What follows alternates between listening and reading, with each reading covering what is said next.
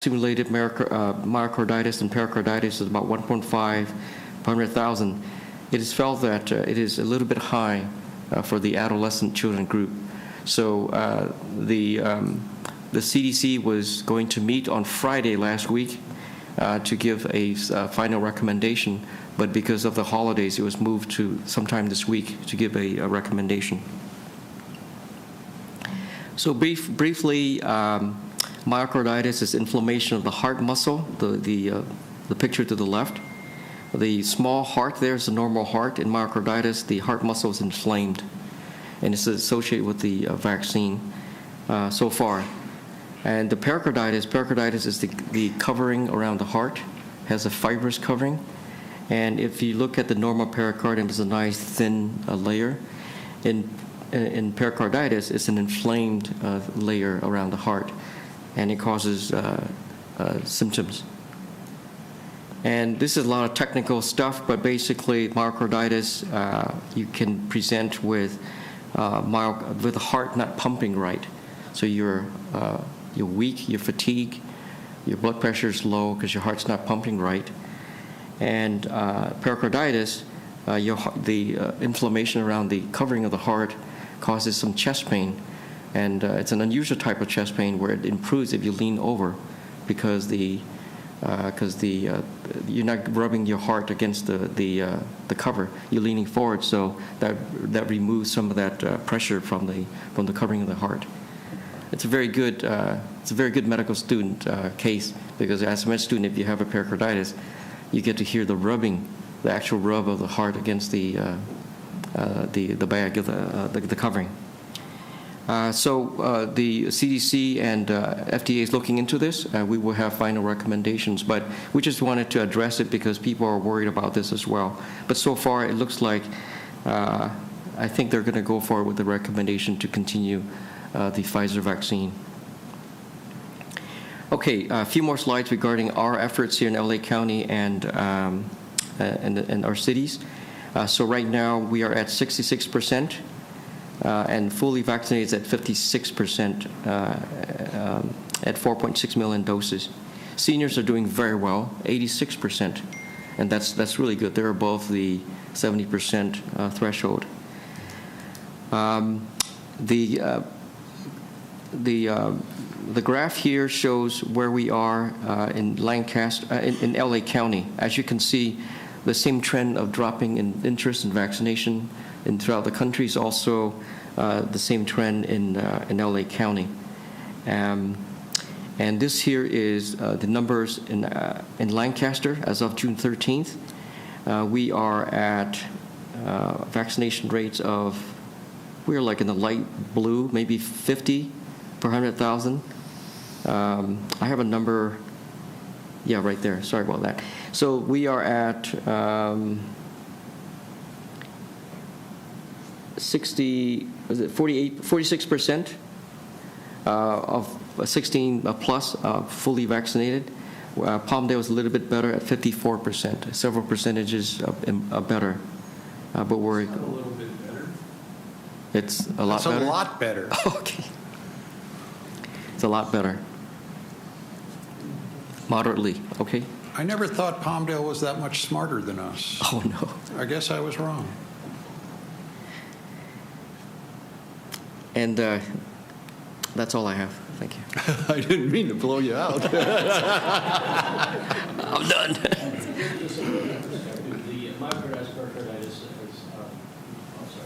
put it in perspective, the myocarditis pericarditis basically there's cross-reactivity between the receptors on the heart to the antibodies that you're forming against the virus. So it's a normal. We see this with some other vaccines. The good news is, one, it's pretty rare. Secondly, it's happening in a narrow band of otherwise healthy people that are young males, adolescents. And thirdly, almost everybody fully recovers without any serious problem. So that's the good news, and that's coming straight from the head of the CDC. So I would, if I had a kid in that age group, I would get them vaccinated. There's no doubt in my mind. There's going to be so much more good done, and even if my kid gets it, they're going to be fine. So that is not a reason not to do it. So anyways, the reason I say the window is narrowing, when the Delta virus hits LA County and you're not vaccinated, this is like having a lot of dry wood out there and the temperatures are rising and the wind starts blowing and we know what's going to happen next. There's going to be a fire. So we got tinder ready to go. Anybody, especially who is a frontline worker, whether law enforcement, fire, healthcare, you're dealing with the public. Again, many of you have a science background. Please consider getting this done and getting it done sooner rather than later. And if you have any questions about it, please approach me personally. I'm happy to talk with you. We continue to have patients admitted to our hospitals with COVID, and so far, about 90 to 100% of them did not get the vaccine. We're also seeing it in families. So 2 or 3 people in the family not vaccinated get really sick. And the group that are now admitted are younger. They are under 50, moderately ill. So it's not over yet. Again, like Dr. Stock, I encourage everyone to get their vaccine so we could be done with this. This is not just us saying, by the way, I spoke today to one of the head physicians, LA County Public Health. He has exactly the same concerns. And there's upticks going on throughout the country that are just below the level of detection right now. It's sort of the tip of the iceberg phenomenon among people that are unvaccinated. Thank you. How much have we spent on encouraging people to get vaccinated? It's in the hundreds of thousands of dollars, I'm guessing, with billboards, marketing, contests, not to mention the cost associated with the vaccine site, temporary help, partnerships with Kaiser, High Desert Medical. It is a substantial effort that we've undertaken.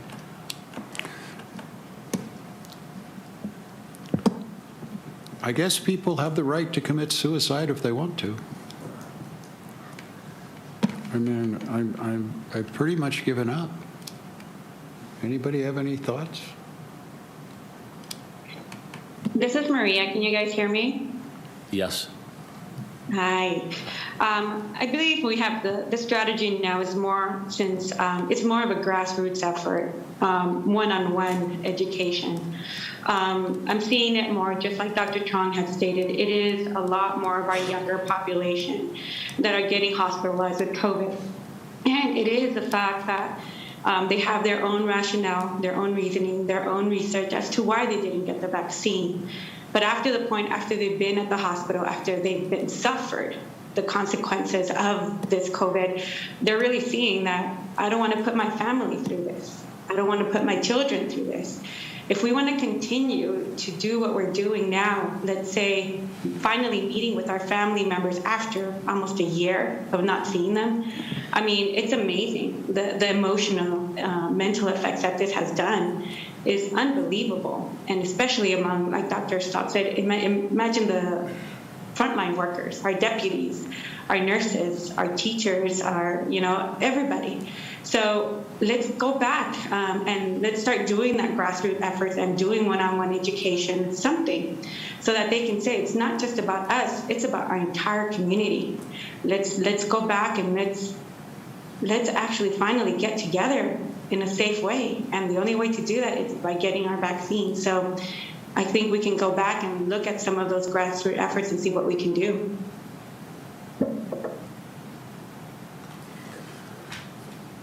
Maria, I agree. This is Tiffany. After everything got lifted on the 15th, I had to go out and see my surgeon and see a few others. And the number of folks that were out unmasked with very little, if any, social distance was a bit alarming because everything's not gone away just because the guidelines, recommendations, and mandates have changed. And, our testing site is still up and running at Jethawks. They'll be back on Tuesday after the concert. But today, we tested a very small number of folks, and we had 3 positives under 30. So I totally agree with Maria.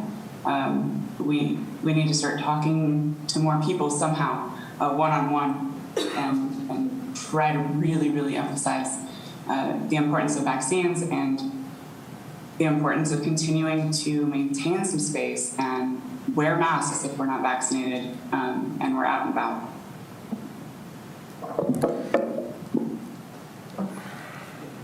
There's if people think that South America. Turn your mic on. Sorry. People think that South America or India or the UK is too far off and it doesn't really test. Go read the Kansas City Star newspaper on the internet in the last 2 days. They're having a major spike in Missouri. Missouri has one of the lowest vaccination rates. This part of Missouri has about a 20% vaccination rate. Other parts are about 30%. And the Delta virus variant is blowing right through Missouri right now. They've had a 5-time spike in their hospitalization rate for COVID. Imagine 5 times the number of normal patients in the hospital. And people who didn't believe in COVID, they were firmly against getting the virus. Almost all of them are incredibly regretful at this point because they're sick in the hospital and their life is at stake. And so Missouri is not that much different than California. I mean, it's a couple thousand miles away. So, You know, the reason for this is because us, the leadership of this country, do not have the balls to do what they know they need to do. I mean, this is really simple. I don't want anybody in this building who's not vaccinated. And I need you guys to support me on that. That means employees. You send them home. If they're not vaccinated, they are not allowed to come in here and infect the public. The same thing with the first responders. If the sheriff's department is not vaccinated, I do not want them working in our city. And I want our city attorney to figure out a way to make that happen. You know, I'm sorry, we're talking about people dying. How is this in any civilized society acceptable? The reason it's acceptable is because we got a board of supervisors that are clueless as to what it means to have leadership. Leadership means doing things that are not popular sometimes, that sometimes may get you thrown out of office. You know, they've mismanaged this crisis from the beginning. Their lack of decision-making ability has caused thousands of people to die. I don't want to be a party to that. I simply don't. This thing is mutating every time I turn on the television. What happens when the mutation starts making it more virulent? I mean, we've just been the grace of God. The only mutation has been made it more transmissible. If it goes the other way, you know what's going to happen. You know, MERS had a 30% fatality rate. 30%. This had less than 2. Can we make that happen? I will look into the steps we can take to the maximum extent possible. There are limitations because it's not fully FDA approved yet. I understand that. Work someplace else. I will look into the maximum extent we can enforce that. I just do not understand how it is possible that we can't make it so you cannot infect people with a disease that could kill them. Now, okay, you don't want to get vaccinated? Fine, stay home. I don't want them in this building. I don't want them out there on the street having contact with citizens. It really is that simple. Anybody disagree? Now's the time. So, Rex, I got to share this with you. I won't name names, but about 4 weeks ago, I was engaged on a work site, and I didn't have my mask on. And I walked in, and I said, and the other 2 people that were there had masks on. And I said, you don't need to wear a mask if you got your shot. It's okay. I trust in science. And I didn't get an immediate response. And the one person said, he took his mask off. He said, you know, I've never been sick before. And I go, okay. We also didn't have COVID about 18 months ago or back. I said, that's kind of a silly answer. I said, if not for yourself, do it for other people. Because I said, if we get herd immunity, I said, I'm a child of polio, and I had an aunt that was 5 years older than me that got polio. And thank God that, they came up with a vaccine. And most people, if you weren't a child of the late 40s or 50s, you don't know anything about polio. And thank God somebody developed that vaccine. But here's the end of my story. 2 weeks later, he got COVID, ended up in the hospital. All because somebody was so arrogant to think, well, I've never been sick before. Oh, okay. All right. That's crazy. I don't know if it's arrogance. I don't think it's lack of intellect, because some really bright people aren't getting vaccinated, And that's why I think that's when elected officials have to stand up and say, sorry, I understand you don't want to. I understand you don't believe in it. But this kills people. You have to do it. All it takes is courage from the top, and this would get done. But you can't do that if you're afraid that people are going to vote against you. It doesn't work that way. This idea that it still hasn't been fully approved, and that's why they don't have to do it. I know that's what the general at the base told us that he's having to contend with. No, you pass a law. You don't even have to pass it. The governor still has emergency powers. He just has to say it. If everybody didn't know that's what's required, I would understand it. But everybody knows. I would say that it's well known. There's a lot of counter narratives out there that people hold strongly. There's people on the internet. It's a bit of an echo chamber. No matter where you go, if you're going on a site where everyone believes exactly what you believe, I would challenge you. I'm not going to tell you your narrative's wrong, but I'll challenge you to read the science, the paper. There's enough papers out there right now of good research. If you distrust the government, you distrust authority, read the research papers yourselves, and then decide. But don't decide in a vacuum from non-scientists. But every scientist who or expert in this area is saying the same thing. But read it yourself and then decide. Thank you. I mean, didn't we all get vaccinated to go to school? Every one of us here. Didn't they make us get vaccinated to go to school?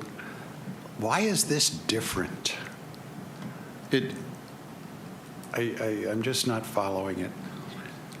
I want us to do whatever's necessary to have maximum enforcement of this. I do not want to I just went to Ellsgrove's funeral today. I don't want that to be my funeral, knowing that I didn't do everything possible. I mean, I took this job. We all took this job. Nobody said it was going to be easy. None of us signed on for this, but it's here. And I don't think we should drop the reins just yet. Okay. Do you need a vote or anything on this? No, I have direction from you. Thank you. Thanks, guys. You made my day, didn't you? Get out of here. I came in so happy. Thanks, guys. Thank you. The one thing we want to, before you go, Dr. Trong, the one thing we might want to emphasize is it turned out that this disease doesn't transmit very well at all outside. And it was right. That Singapore fiasco on how they measured who was getting it, that right. The World Health Organization, it's understandable. Right. But we didn't need to close down outdoors. But the reason that's significant now is the reason it's not transmitting now is because everybody's outside, right? As soon as we drive them back indoors because of the weather, I don't want to have to call Samaritan's Purse and ask them to do another field hospital. And that seems to be what you're telling me is a possibility.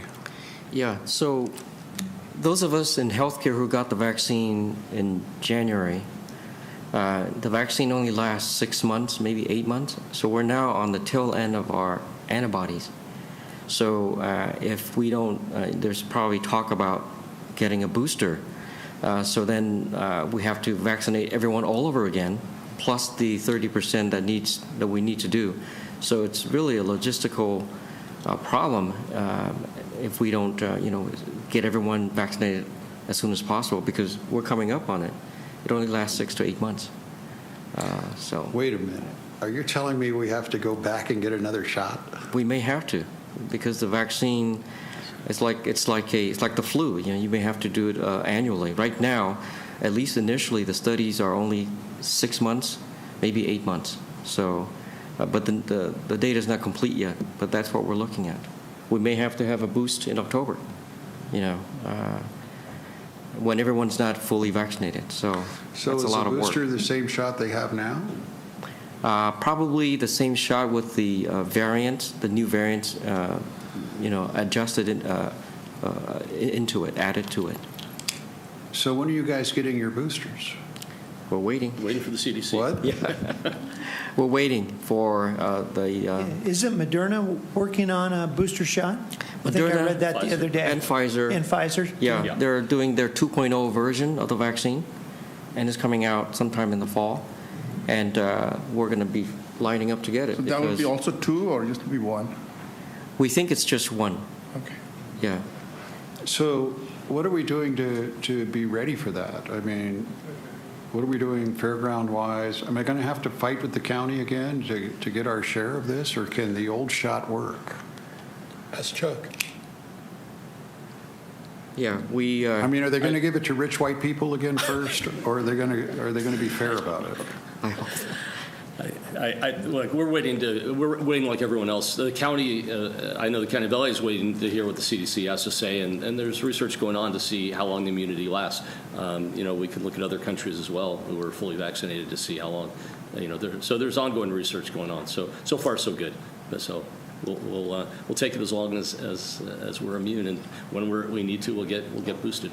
But here's the thing: if everyone gets to the 70%, then the panic is wiped out. We don't Right. need a second boost. Right. But as long as Exactly. we let it linger, we may have to get us a boost. Right. The problem with everyone not being vaccinated, right, it keeps going, and there's a chance for new variants to arise. Right, to evolve, because it's around. Yeah. It's a double hammer. Yep. But you didn't answer my question. What was the question? The logistics of the answer is we don't know the timing on it because it hasn't been announced yet. And once it is, then we'll since we've already done it once, it's going to be a lot easier this time than it was the last time because we've gone through it. I don't think it's going to be easier at all. I think they're going to take care of the people they want to take care of first, and we will be second or third again, unless we have some plan in place now to make certain that doesn't happen. And I need you guys to come up with that plan. And if we have to file a preemptive lawsuit, we will.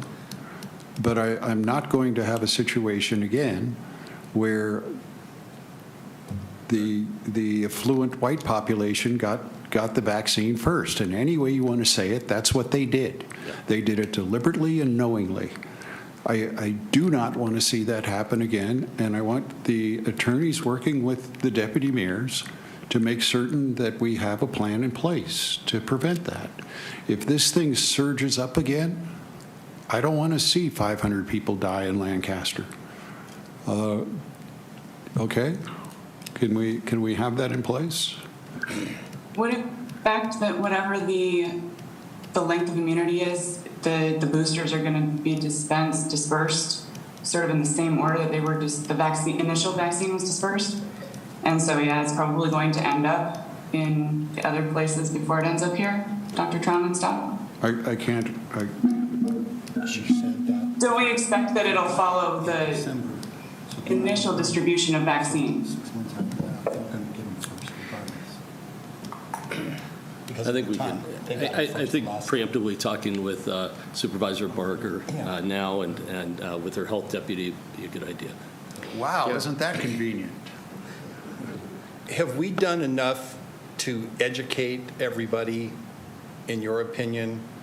And is there a certain demographics that this is hitting right now? What do you mean demographics? I mean, please? are they unemployed? Are they, are they home? Do they not have internet? Are they, Oh, I see. I mean, who are these people that are getting it and why are we not reaching them? I understand the political side that I just don't want to get it, period, if Right. we're not going to get to those people, but So initially, the way for you to get your vaccine was to log in and choose a site. Well, if you're not computer savvy, you don't have the Wi-Fi or that capacity, you won't be able to log in and get your vaccine. So that needs to be changed. Maybe more microsites instead of one large big sites and things like that. Also, doctors' offices now can give it. Dental offices can give it.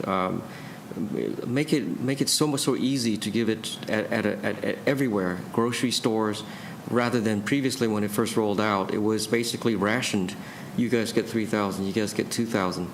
So that was the difficulty in the beginning, just getting it. And then there was also Pfizer vaccine. It had to be stored in such a difficult way that not everyone had the refrigeration to accommodate it. So things are working out, working the kinks out, and hopefully with the next boost, we now have the infrastructure to easily roll it out, give it in the chiropractor's office, give it in a dermatology office, give it anywhere and everywhere, and do not require that you have to log in to get an appointment, et cetera. So, what about the education side? Are we reaching the people that we should be reaching?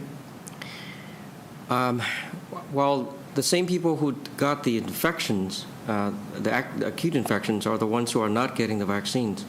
So, if you recall from our presentation, certain Latino population, African American populations, people without, people without the income, they are not getting it because, for many reasons. So, we have to reach them as well. Would you suggest a method in which we do that? Probably have to think about it. I can talk about that a little bit. I think, like I said before, going more towards grassroots efforts, I think education, especially in the schools, number one, you had a lot of different groups like ambassadors, people that were part of like PTA groups, things like that. Those were all closed during the pandemic. All of that is opening up. So that gives us an avenue. That gives us an opportunity now to go to those kind of groups, those kind of resources, and pick out certain people within those areas and educate them so that they can educate their own community and their own groups. And so, like I said, we have to go back to more of a grassroots effort, but we couldn't do it before because of the pandemic. Things are opening up. These groups are now getting back together. Church groups, PTAs, other different types of groups, social groups are now finally getting together, and those are our avenues. They are the ones that we can utilize to educate our community more and reach out those hard-hit target populations. So, and again, we couldn't do it before because all of that was closed. We weren't able to do that, but now things are opening up. We have to educate them and have them, go out to the community as a peer-to-peer and educate their own community, their own constituents as well. And I know that there have been some Q&As with the county. A thought that I had was that we could potentially put some healthcare professionals together and go to some of the city-sponsored events that are occurring, Farmers Market, Monday Bites, and have information there and have professionals there who can answer the questions one-on-one so that folks aren't leaning so much on Facebook, on social media, on second, third, fifth-hand knowledge and information, so to speak, because there's a lot of that going on. And to be able to ask questions of somebody who has answers, who's read the research, I think might be very, very helpful. That is something we can do. Let's put a plan in place. Every city event, we have a vaccination station. Sunday would be a good start. Can we do that? We are already doing mobile clinics. There's a number of them going on, but we can add that to the list for our city events for sure. All right. Can we do that at the transportation centers? We can open them up because that's the population that we need. Those are the demographics that we need to get to. They had one at the riding the bus? Yeah. They had one at Macy the rides it. They had one at the Metro. Yeah. They had one open at the Metrolink station. The county did, and you can't force people to take it, and the subscription rate was very low. So it was open for a period of time. It is now closed. Say that again? They had one at the Metrolink set up for vaccination site at the Metrolink. And people weren't using it? The Metrolink is different than AVTA. AVTA is a local bus, and the Metrolink is transporting people that are working in downtown LA. So they're a different demographic. We can put it at that one and see if there's better subscription rate. We're having very low attendance at our vaccination sites. Well, but we have to start going into those low areas to get it back up. Our community is not a transit community as Palmdale's is. So we need to start getting to them. So I would much prefer doing it education-wise rather than shutting everything down to that. So I just think that if we spend a month trying to educate people, it's the grassroots part of it. Go back to the basics. I think we can make it work. We can put that plan. Well, and I agree. And whether we have vaccinations there or not, having folks there that can have questions asked of them, I think would be really, really helpful. Last year with the flu vaccine information booth at the farmers market, we didn't have any vaccine available, but we did have a lot of really good questions asked of us. And I really think that would be a way that hasn't been utilized really. Folks that have really good health insurance can ask their primary care provider, but those who may not go very often or don't have great insurance or can't get in very easily may not have that ease of access to a medical professional to ask the questions of. And unfortunately, all over social media, we're seeing medical professionals putting disinformation, misinformation, whatever you want to call it, out there. And so I think if we get out there and we fight that in person on the ground, that could really help. I think that there's been an abundance of authority figures encouraging people over the pandemic since the vaccine's been available to get vaccinated. I think a large number of the people who are not yet vaccinated don't trust authority figures. I'm not sure that's going to change. I think a very powerful narrative would be people who didn't believe in the vaccine. They shouldn't trust them. I mean, mismanaged this thing from the beginning. What's to trust? Well, again, who you might trust is somebody who believed the same as you believe right now, who actually got sick and barely survived, or a family member who believed that way and didn't survive. And hearing from the family or the person who did survive but got hospitalized, got very sick, and hearing testimonials from those people might be very powerful. If you are somebody who was sick at the hospital, who didn't believe in getting vaccinated before, or if you lost somebody in your family who felt that way and you want to talk about it, I think it would be worthwhile hearing from you. I would encourage you to reach out to the city, and maybe we could get you videotaped, and we could use your experience and your advice on some type of outreach to other people who might be in the shoes that you were in before. The research is pretty robust that the scare stuff doesn't work. Didn't work on smoking. It doesn't work. Because initially I was thinking what we ought to do is film people in ICU taking their last breath, and then showing people what the lungs look like after it's been on a ventilator. But it doesn't work, Can we give them $10 if they get a vaccination at these different events? We give them $20 when they come in already. We have put taco trucks, we've put jump houses, we've done everything possible. You've given away personal money, the council's put in some money. I mean, we flood every airway, the paper, the billboards, the buses, it is an ongoing effort. Short of walking into McDonald's and making somebody stick it in their arm, it's a different story. How about all we the are churches? doing everything. All the churches and pastors? we've reached out to the churches, and many of them have denied our assistance because they don't want to take a political opinion on the vaccine. Yeah. Let me add to that. I know it goes beyond obvious, but the virus doesn't care who you voted for or whether you voted or not. It doesn't care what party you belong to or whether you belong to any party. It doesn't care what country you live in, whether what citizenship you have, or if you're here legally or not legally. It doesn't matter. Yeah, so. I think it's the Democrats trying to get rid of the Republicans. They planted these rumors. Yeah, we've given away. And you know what? It's working. We've given away beers at the farmers market. We've done it. We have very little people who want to get it, and it's their own personal opinions and their views. And it is a difficult task. Our staff has been working nonstop trying to get people vaccinated. All right, I got it. At the end of the day, the thing that concerns me is that you're telling us that the vaccine's not going to hold, that this thing could surge back at us come Christmas time again.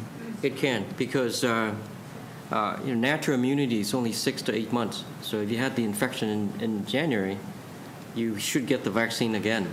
And then also the variants keep changing. So we have to stay ahead of the virus, just like influenza. We got to stay ahead. And we don't know when it evolves. At least influenza, we know every 3 years there's a shift and we can predict it.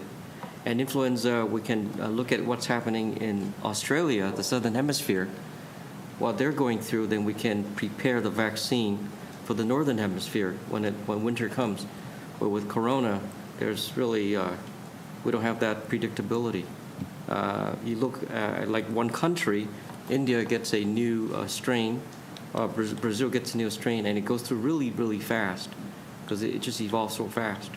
It evolves every 2 weeks. Every 2 weeks there's a new strain, and depends on unlucky or if you're lucky, it becomes more deleterious, more potent, more contagious. So not every mutation is beneficial to the virus, but the ones that do really does its job.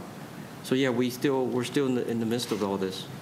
It looks good, the numbers look good, but we may have just a little reprieve before it surges again. All right, we got the email address of everybody that's been vaccinated. Prepare a one-page information sheet explaining why they're going to have to get it again, why they're going to have to get the booster. Make it so, put pictures in it, make it understandable, but let's get that out. Let's do everything we can do, and at least in regards to educating the people who want to take care of themselves. The ones who don't want to take care of themselves, I just don't want them infecting others. If they want to take a dirt nap, it's their choice. But I don't want them infecting others. Certainly not through city vehicles, city agencies. All right. Can we get that done, you guys? Yeah, we can. Okay. And do we have the email addresses, or is that something Kaiser or High Desert has, or? We can verify. I know we get some information, but it's very HIPAA protected and things of that nature. We have to identify that. Well, I know there's HIPAA issues, but there's no HIPAA issue in regards to sending information out to them.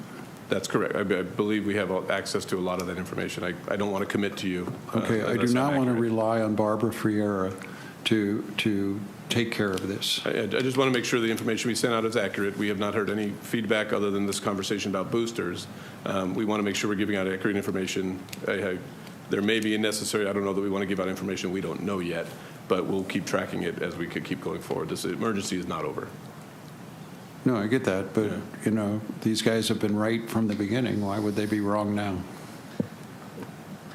We be careful in making sure people don't come to our vac site to get a booster when we're not allowed to give them a booster. Oh, I see what you're saying. Right. I mean, the timing of it, it's going to be determined by the CDC. I mean, we're not allowed to give them a booster? No, not yet. But if you've had COVID, you certainly could get vaccinated. That's being encouraged. Okay, well, let's start with that. Yeah. You know, we could start with that information thing. Even though you've had it, you need to get that vaccination because you're good for about 6 to 8 months, and after that, you're going to get it again. Right. The studies seem to indicate that the vaccine actually has more durable immunity than natural illness. So, Correct. All right. Okay. Thanks, guys. all right, thank you. Thank you. Thank you. Let's see if there's any Could you be a little more cheery next time you see me? We started out cheery. If I'd have known this was going to happen, I'd have had another joke. Thanks. Move to approve ED1 and ED2. Is there a second? I second that. We need to Let's take vote. public comment, if any, over the Oh, phone. public Before we comment, that's take right. action, yeah. At this time, anyone wishing to comment on ED1 or ED2, please press star 9. I will announce the last 4 digits of your calling number when it is your turn to speak. Please state your name and eliminate any background noise. Individual speakers are limited to 3 minutes each. Please press star 9 at this time if you wish to comment on ED1 or ED2. Caller with the last 4 digits, 7946, please press star 6 to unmute yourself, and you may begin.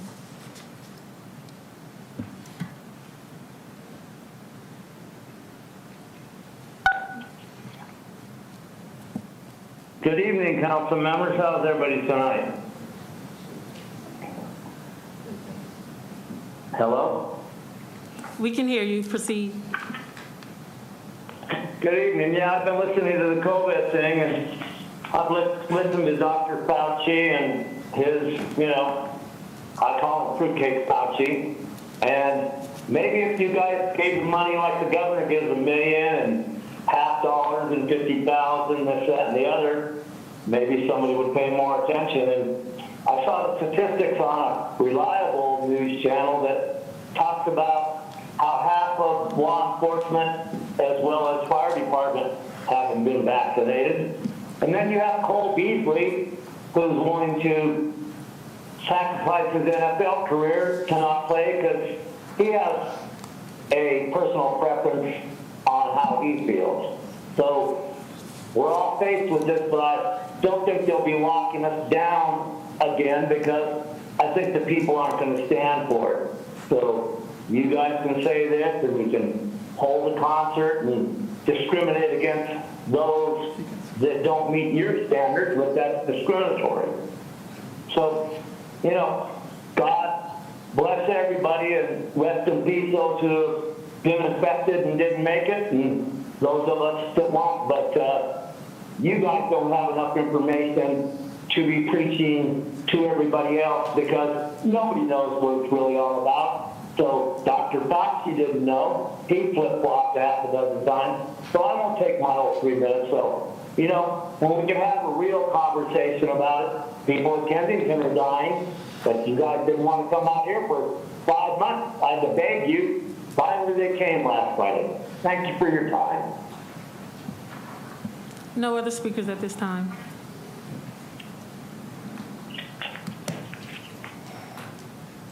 Yep, we have a motion and a second. Okay, let's vote. Let's vote.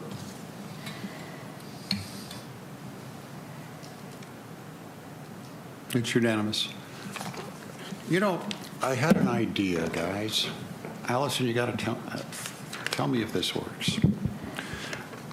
One of the problems with the way we do these meetings is the first thing up we vote on, we have public comment, and there's, most of the comments we get are constructive, helpful. I appreciate them.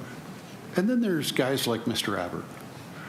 And what they do is they, at least with me, I inevitably get angry. Or the emotions I feel are never good by the time he's done talking. That affects how I think and how creative I am and how open I am to new ideas when we go to the next item. Over the years, I've had that discussion with, other, back when I was talking to the Board of Supervisors, I even talked to them about it. And everybody gets it. Everybody feels it. You know, we cognitively, we shut down, we narrow. We're just not very happy and creative when those people get off. And quite frankly, in LA, it's much worse. You know, they get up there and use the N-word, they swear at you, they scream at you, and you got to let them do it. But I had the thought this morning, couldn't we go through the calendar, have all the discussion amongst ourselves and with who's ever presenting it, and then open it after we've done the entire agenda, then, but not vote on any of it, then have the public comments, and then vote without any further discussion. So as long as we take public comment prior to the vote, we're in compliance with the Brown Act. What do you think? You think we ought to give it a try? We would need to agendize that for action? He's not going to, I don't think anybody should affect our feelings. They do. It's part of it. Because some of these people are going to say things we disagree with, but they could be right. So I think that we need to. You're missing the point. The point is we could still listen to that comment. We could still, even if we wanted to resume discussion, we could. But what I do, it just, we're all subject to it. The nature of human beings, or as soon as you have this negative experience, your creativity goes to hell.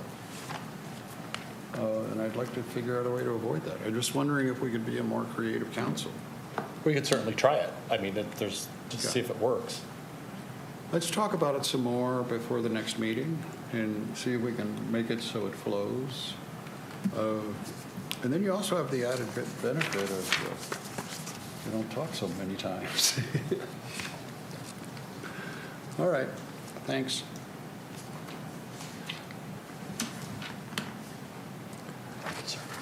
You taking off? Go save some lives. Thanks, Dr. Trump.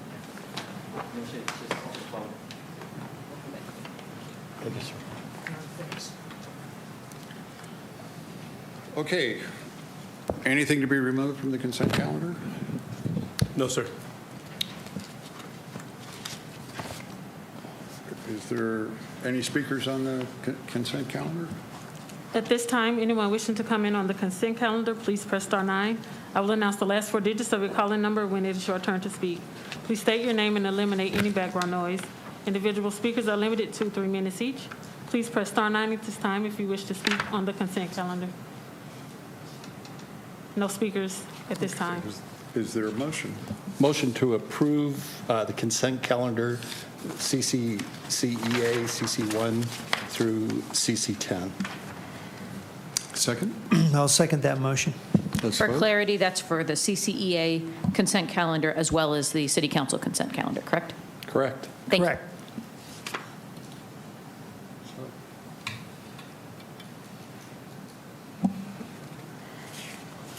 It's unanimous. New business item 1. So who's presenting? Oh, before we move on to that, if there's a medical reason or if you're pregnant and you don't want to take the shot, I totally get that. We're not talking to you. Okay? Fair enough? Good. Okay.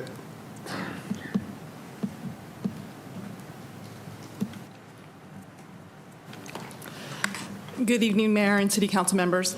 The item before you tonight is requesting approval to enter into a partnership with Grace Chapel for the summer catch-up tutoring program. In response to the toll COVID-19 took on students' learning, Council directed staff to explore the development of a tutoring program. As staff looked at potential partners, it was important that the partner have an educational focus that could conduct assessments of students, academic skill level, and provide targeted and direct learning support to close the achievement gaps. In addition, the partner had to be able to develop and provide a tutoring program in a short span of time and at multiple sites. Grace Chapel was identified as having the capacity and bandwidth to support the city's goal of a comprehensive tutoring program, as well as much-needed social engagements for our Lancaster youth. I'd like to introduce Pastor Jeremy Hartley, who will present the details of the Summer Catch-Up program.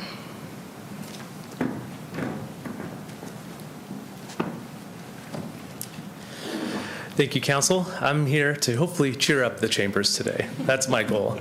My name is Jeremy Hartley. I've been a pastor at Grace Chapel for over 12 years now, and I'm currently the community pastor. And what that means is finding out ways to serve our community. And this last year, I've been overseeing our neighborhood impact community homes.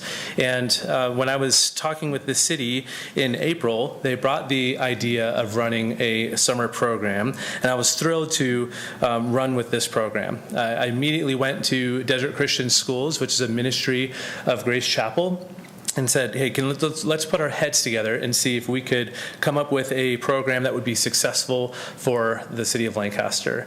First, I want to identify this gap. There's been a gap created by COVID. One, there's an educational gap.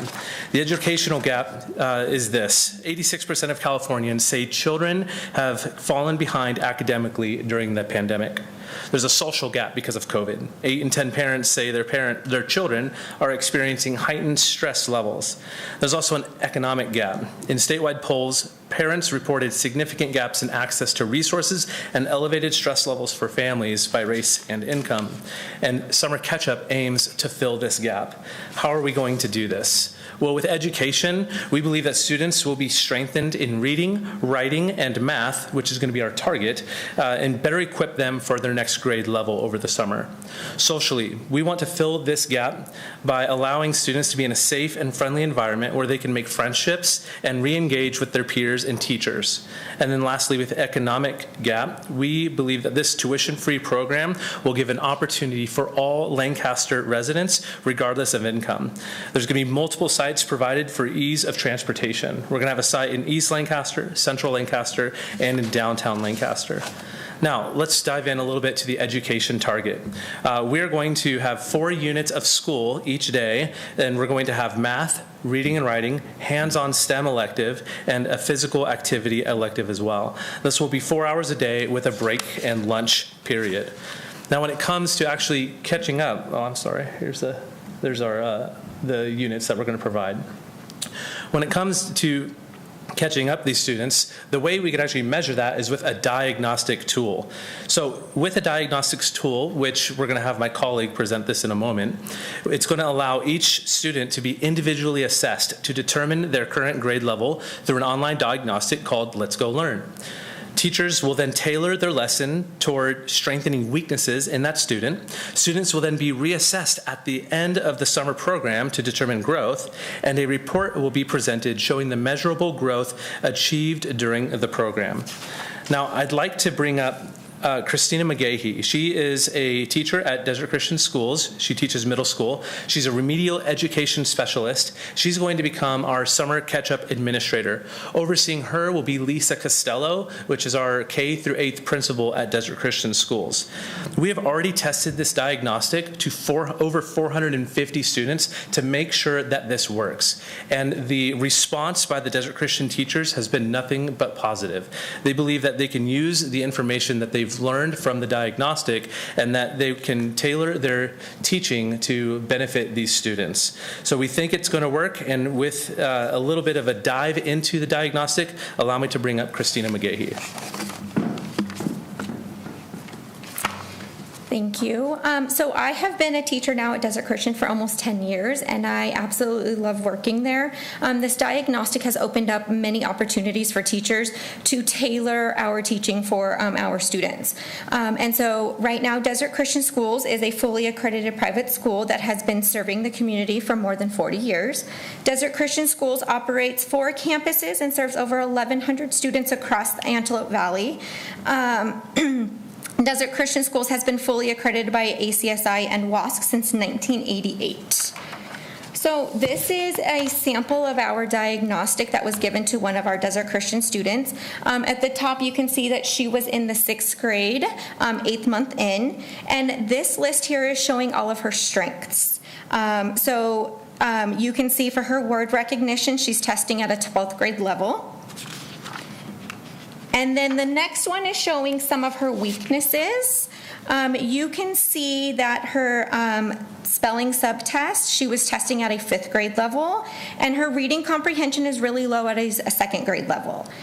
So this is important to me as a teacher because I can tailor her reading comprehension skills specifically for this student. I know what I need to adjust for her. I know what I need to work on with her in order to better her and to get her her advancement in academics. The next slide is showing the graph overall throughout her diagnostic. So this is showing those opportunities for advancement. And Desert Christian Schools believes in this diagnostic to help individually assess each student so that teachers can target their tutoring or help with that academic gap. We will present data from the diagnostic at the end of the summer catch-up program in a graph format so you can see that measurable growth within these students. Thank you, Christina. Not only will this summer catch-up program help with academics, but like I said earlier, it's also going to help with our social skills. Students will engage in team-based learning objectives to foster conversations and friendships. Students will be challenged to work together, something they have likely not done during the pandemic. And we're going to include team-based electives. Fun electives that will be offered will be Lego Mania, taste tours, architects around the world, bake shop, readers theater, and more. Not only is this going to have an educational and social benefit, but we're also looking at an economic benefit as well. Summer Catch-Up is designed to help level the educational playing field for all. Without Summer Catch-Up, we believe that students are not likely to participate in education over the summer. And Summer Catch-Up is we're going to leverage our relationship with schools and our 18-year relationship with our neighborhood impact neighborhoods to advertise this program to those most in need. Now, how will we accomplish this? Like I mentioned, we're going to have multiple sites. We're going to be operating at the Lancaster Community Center. This will be our central Lancaster site. We're going to operate at the Lancaster National Soccer Center, which will be our East Lancaster site. And then we're going to have a downtown Lancaster not too far from here at Desert Christian Schools. We'll have a site as well. We're going to offer 2 schedules because there is there's a variety of work schedules here in our city, which is fantastic. And so we're going to offer a morning session and an afternoon session. It's going to be just like school. Students will have the opportunity to take a break. They're also going to be provided free lunches as well. These lunches will be healthy and they'll be diverse. Also, when it comes to the budget outlining this program, we hope and plan to serve 475 students. We can serve up to that number, and this is a 5-week program from June 29th through July 29th at $695 per student. That's around $139 per week. We're looking at a maximum of $300,000. Now, marketing. We are anticipating a strong marketing growth, hopefully right after this is over, and we're also going to be going into our neighborhood impact neighborhoods and going door by door telling people about this incredible program. How does someone sign up for Summer Catch-Up? It's easy. We've already developed a website, summercatchup.com, and it's a team member will email the parent with more information as soon as a kid gets signed up. Registration is also available in Spanish. All of our documents as well are going to be available in Spanish because we believe we want to serve a variety of population here in Lancaster.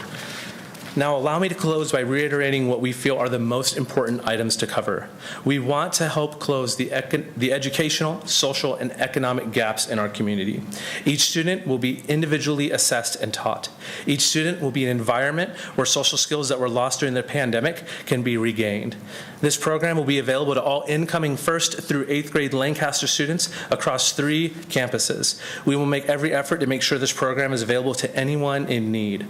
Summer Catch-Up will give kids an educational advantage as they prepare to enter a post-pandemic school year. We want to get them re-excited to learn and ready to engage with their peers and teachers. And any parent in Lancaster can come and bring their child to Summer Catch-Up, and Desert Christian staff will lift them up and work diligently to get their child caught up. Thank you for letting me present this evening. Any questions? Questions?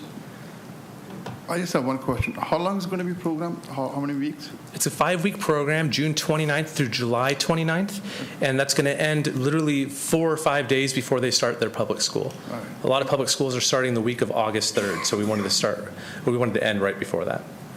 Thank you. And I would add the anticipation is the program would be a summer program initially, and then we have funding available in the budget you're going to be approving that will go into the school year as well. Obviously, it may or may not be with Desert Christian. We've had some interest from other folks who shared interest at the last council meeting, as well as ongoing. So that ongoing program through the year will be a competitive process to make sure we get that all set up as it continues with your approval at the end of the day. Thank you. No. Oh, Got okay. lots of questions. Oh, great. I love them. You know, I want to be as transparent as possible, and I don't want anybody to read anything into this as, you know, I tend to offend people easily, I've noticed. I don't want you to be offended. Sure. But this is a lot of money, and so I want to know that we're doing it, or how we're doing it. I don't even want to say doing it right, because I don't know what right is. You do, right? But how do I know that we're going to be reaching the entire community and not just kids who go to Desert Christian? Well, we have that relationship with 5 different neighborhood impact neighborhoods. So there's one in the Trend neighborhood. We have one at the Paiute neighborhood, which is 5th Street East and Avenue I. We have a relationship in the Gadsden neighborhood, which is H8 and 10th Street West. We have a relationship in the Desert View neighborhood, which is right near Desert View Elementary. And I know at least 5 or 6 different principals here in the eastern part of Lancaster that we're going to be reaching this out to. We're going to be advertising this through Peach Jar. My goal is to make this a quality program, a program where students really do have the opportunity to catch up with their education and get them excited for in-person learning again. How do I know that this is not just going to be an enrichment program for Desert Christian students? What safeguards are there?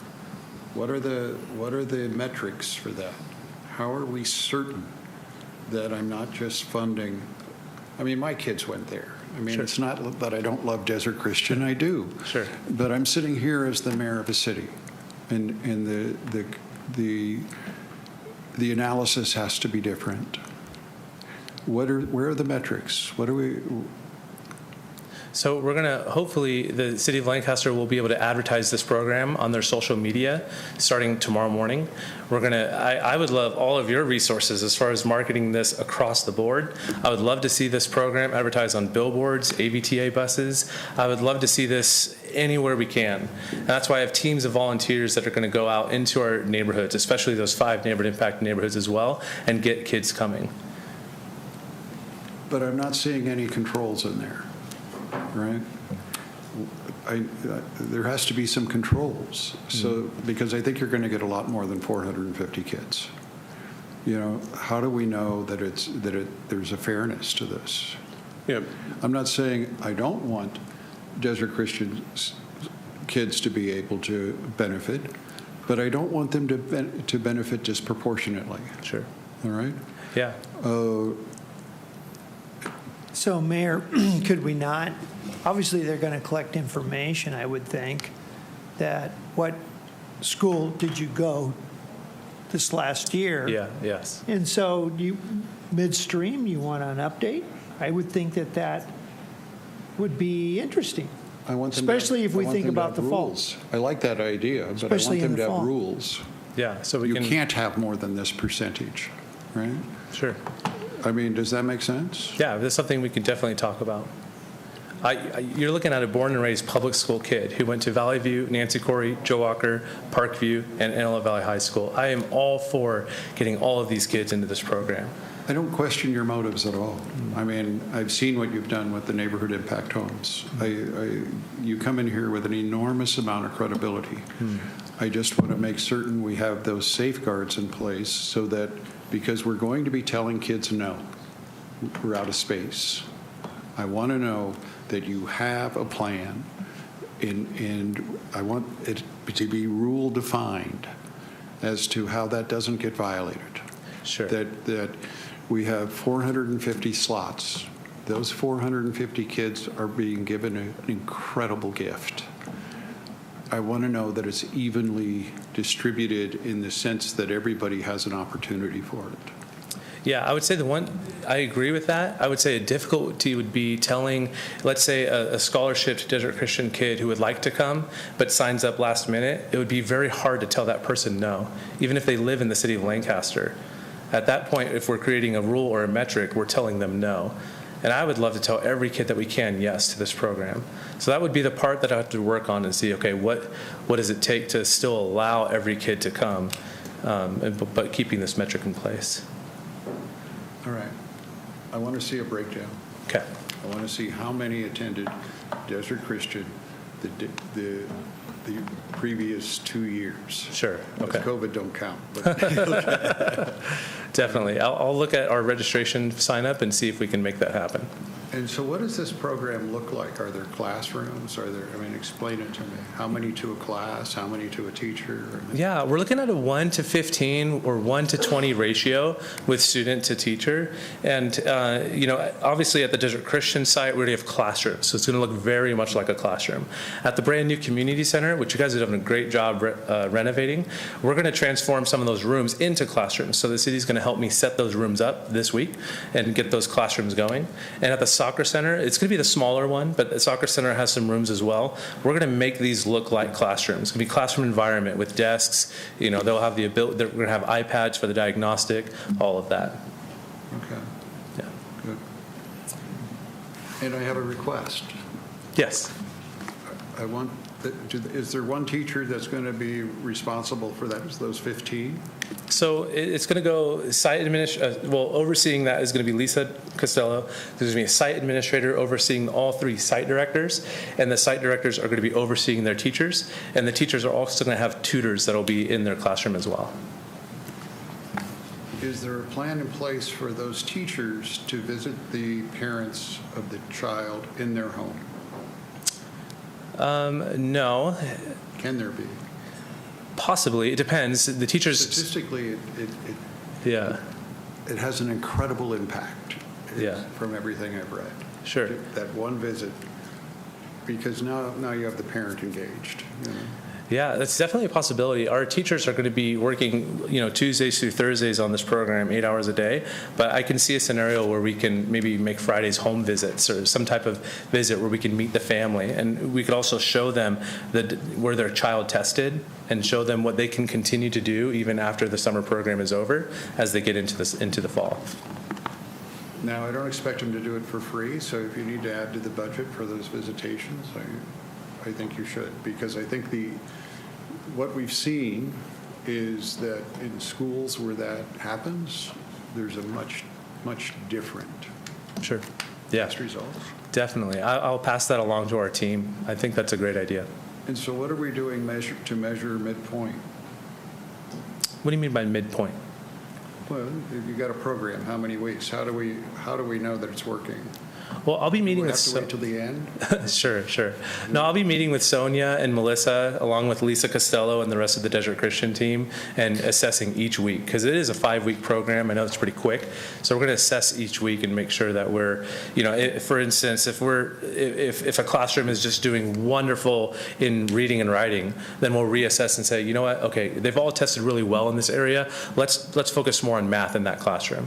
So we'll definitely take a look at the data that we retrieve week 1 and then use that to tailor the lessons. That's why we're excited about the individual assessing.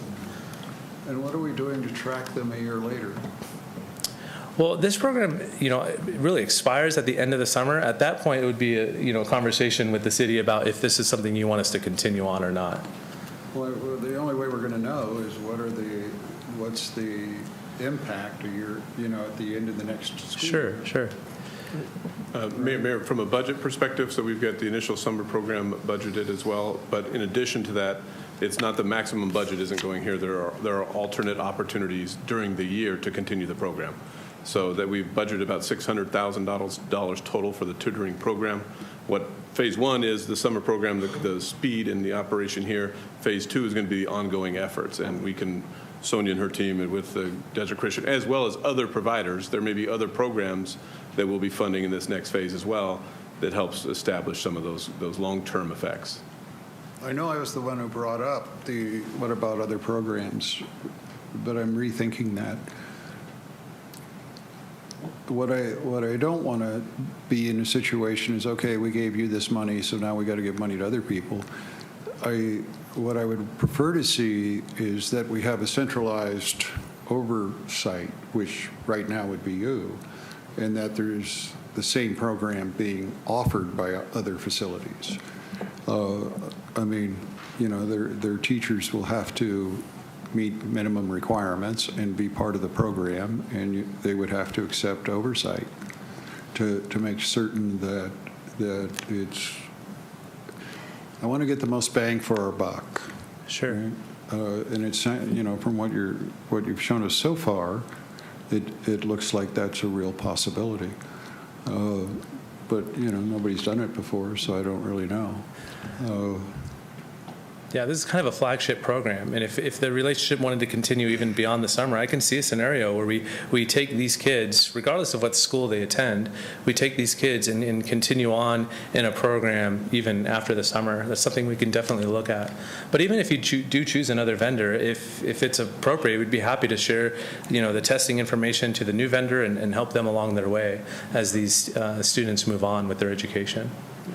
I would, oh, go ahead, sorry. What happens if the program becomes highly successful, and is it $450 or $475? It's $475. And what happens if you're at $550? You know, what plans? That's what I was just talking with Melissa and Sonia about, is, you know, what's going to happen if we get past this 475? Because I can see a scenario where this blows up and everyone wants to be involved. We can do more hiring. We can expand beyond 475. If it's just a little bit, like let's say we get to 482, we're not going to tell those 7 kids no. So we'll come and we'll eat it. But if it, let's just say after, you know, a few days of advertising and this really blows up, then we'll be in talks about, you know, how to even, you know, make this to 575 or 675. I think we have the space for it. We've seen the other sites. Will you stay in touch with our staff to make sure that it's funded correctly? This is a priority for this council. Yeah. Sure. This is one of our top priorities, to make sure that they catch up. Yes. So we want to make sure that it works. It would be very frustrating for me if they had 750, 800 children show up, and now we're picking and choose. That would be frustrating. Yeah. I would add, from a city perspective, the resources are not an issue as it relates to the priorities of this program.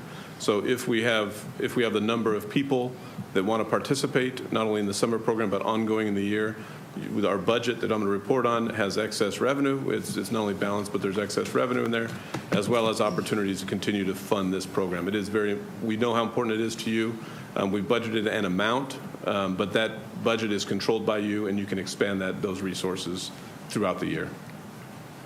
Well, obviously, I think the first thing we do is develop a program that works. Yes. Then we expand it if it works. And that means we need grant writers. We need to get other assistance. Oh, I noticed the county's here. Maybe the county would help us out with this. Sure. How many students are actually in the district or in Lancaster? Yeah, it'd be Lancaster School District. I don't know that information. I don't have that.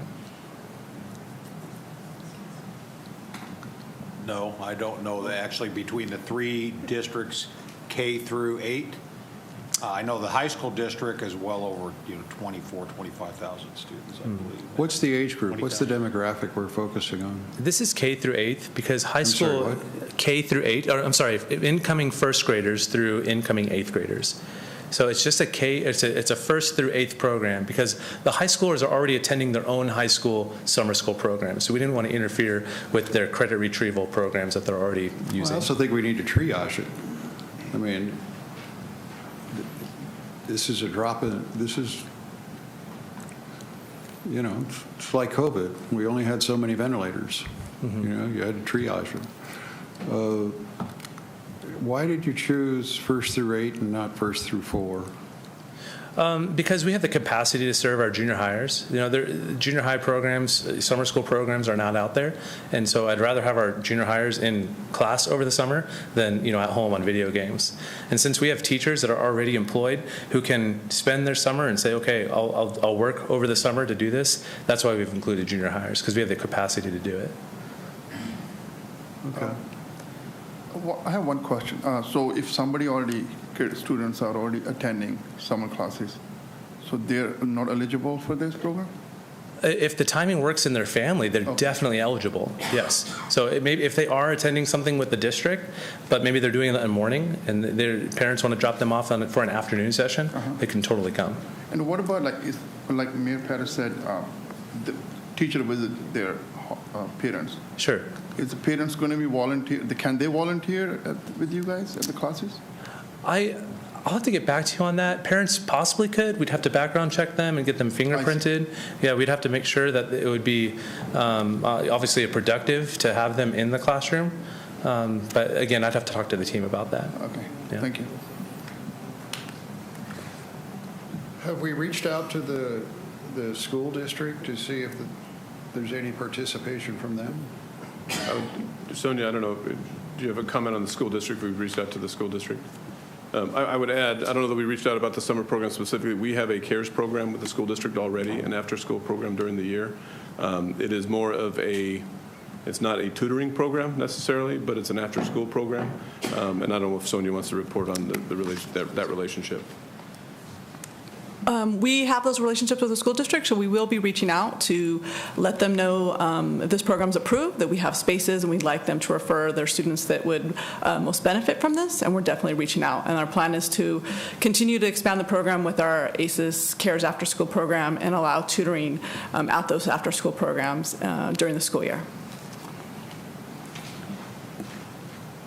My thinking is, we're starting to assume responsibilities for the school, which if we have to, we have to. I mean, but I don't want to let them totally off the hook. Are we? Are we approaching them for funding? We have not yet, but we could definitely explore that opportunity with them. Okay, because I see this thing getting a lot bigger than it is now. If we can do it for 450 kids, we could do it for 2,000 kids. But we're going to have to find the funding for it. Yeah. And I would add the metrics from this will determine the success ongoing, as well as you mentioned. The school district does fund the CARES program, the ACES program that we run in the after-school program. Tailoring that with their funding to a more tutoring-focused effort versus an after-school program might be a real interesting relationship and positive outcome. We did have that conversation with their administrator of the ACES program who we work closely with, and they are open to working through those conversations and entering into that collaboration. The funding we haven't talked about, but they're open to supporting a tutoring program. I'm also a little concerned in that, if we screw these kids up between grades 1 and 4, they're toasted. The likelihood of them overcoming that is pretty remote. That's just what the science tells us. I would like to see this more focused 1 to 4, simply because we have the greatest possibility of doing something really positive, a major changing with those kids. This isn't a direction, it's just a suggestion that it's sort of like our homeless thing. I want to take care of homeless mothers, because they have kids, it's the nature of the definition of mother. But, same thought process is in play. Where do we get the greatest impact? So take that for what it is. I'm not sure that we want to phrase it as catch up, because that implies they're behind. You know what I'm saying? I don't like to stigmatize things. So you might want to think about that next time around. What do we do to take that negative connotation away? Even though that's what we're doing. I want the city looking at how this is working. I want to know what the demographics are. I want to know how many of those kids are black, brown, and white. I want to be sure that this is taking care of the city's diversity, okay? And I want to be able to pull the plug if they're not. Definitely. All right? Well, that's been our conversation from the beginning. Okay. We have a city that is almost 50% Latino. I want to know that that Latino population is being taken care of in this program. All right. So we got all of those safeguards in place. You sure you want to do business with us?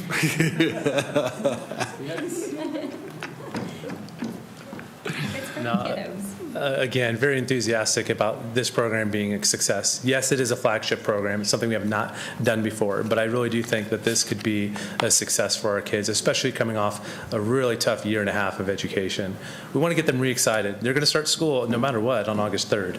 The clock is ticking. So I think this is a great benefit. I mean, if I was a public school kid back then, this is where I'd want to be. This is a great benefit to our kids here in Lancaster.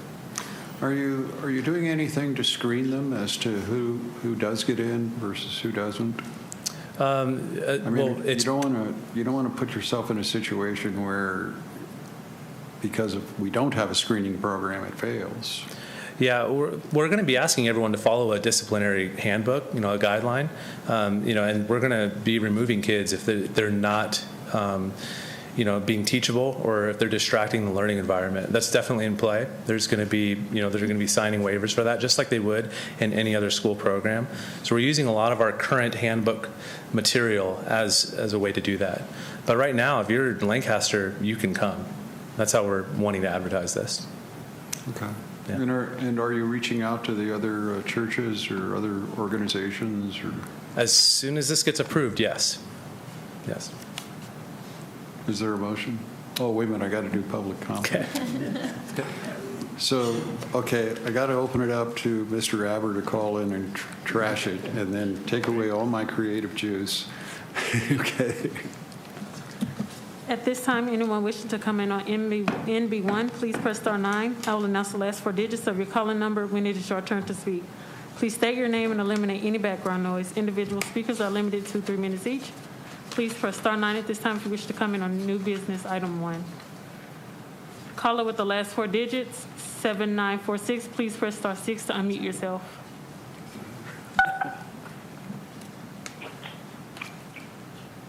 Good evening, Council. It's Mr. Abbott. How's everybody doing? Hello? We can hear you. Proceed. Perfect. Yeah, I think MBA 1's a great program. I think maybe as it becomes very successful, unlike, programs like Kensington that failed miserably, that you guys wasted $26,000 on, maybe they can include in their curriculum civics.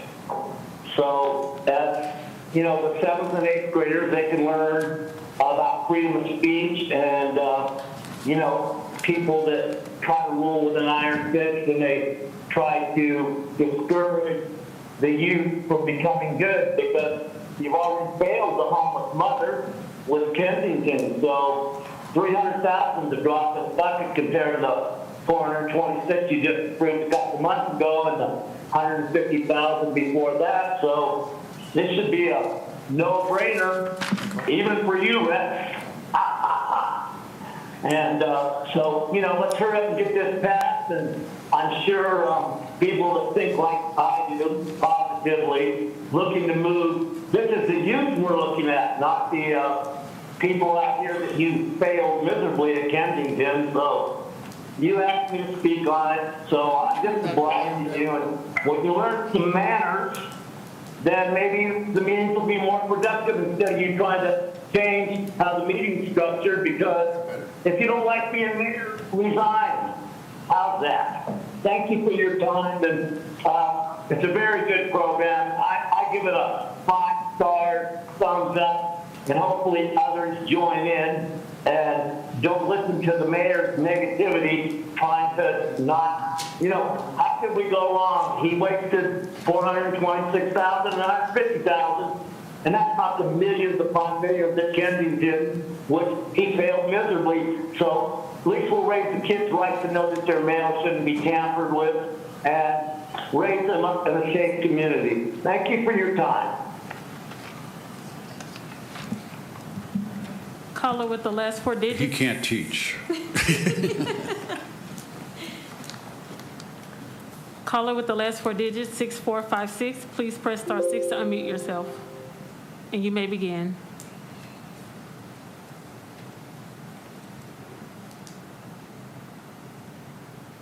Caller with the last four digits, 6456. Please press star 6 to unmute yourself. Good evening, City Council and staff.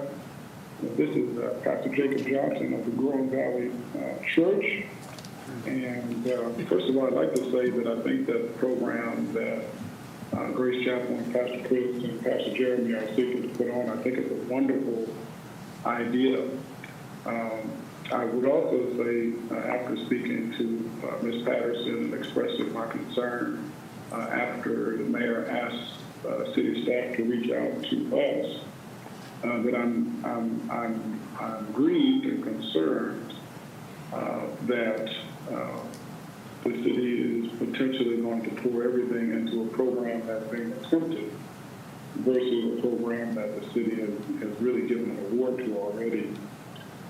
I want to share with you about our Triumph Summer Camp. I think you all are aware of it.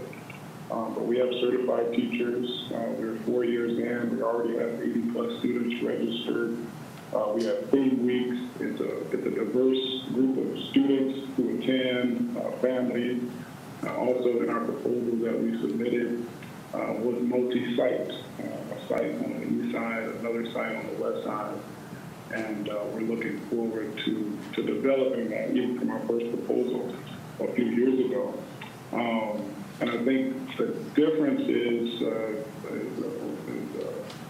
really a multifaceted approach to education. So that morning session being really emphasizing not just tutoring, but I think one thing that's important to understand is there will be a segment of students in the community that just will not be reached because it's just not going to be able to be reached because typically students, African American, Latinos who attend those types of places and community programs that that come from them. And so we've been successful in being able to serve various different students.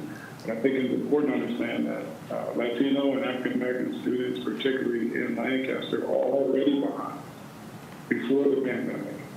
And not allowing a comparable program or entity to also partake in this would really be a grievous act, I think, by the city, and a conscious decision 30 seconds. to say, well,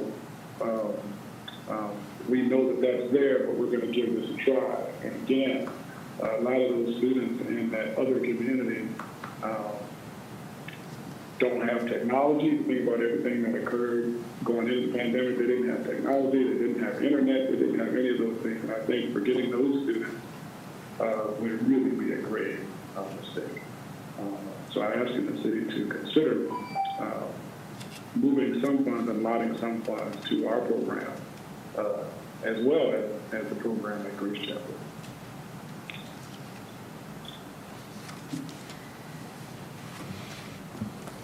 No other speakers at this time. Good. Thank you. Is there a motion? Motion to approve NB1. I second that. Let's vote.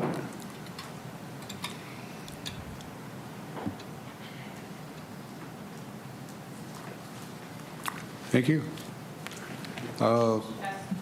Passes unanimously. We're stretching on this, and so's the staff. Make this work. All right? I think it will. I'm hopeful it will. I mean, you've already done so much for the city with the impact homes. You come with very good credentials. In regards to Jacob Johnson's comments, as soon as there's a proposal, we'll look at it. But I would like staff to work with him as closely as you worked with Grace Chapel, all right? Because I've seen his program. He really does have a great program. The things I like about your program specifically is you're feeding the kids. It's 15 students. There seems to be the necessary oversight on it, and you're going to track them. You know, because the only way we can make it better is to track them. Right? I don't see this thing going away. What Jacob said is absolutely true, though. There has been for far too long a polarization in how we provide educational resources to children because of the internet.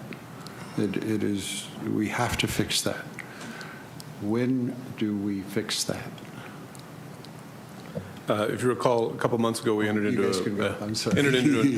an MOU with Sci-Fi, which is the fiber company that is going to put fiber throughout the streets. We're still working closely with them in the design of the asset, as well as where we're going to place internet infrastructure, Wi-Fi specifically.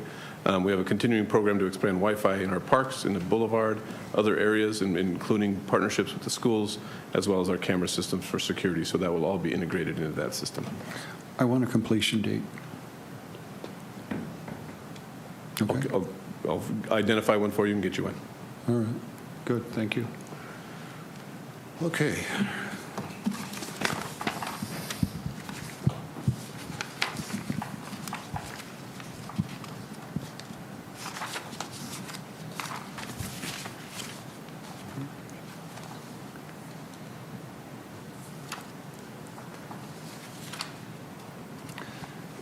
Okay, joint new business.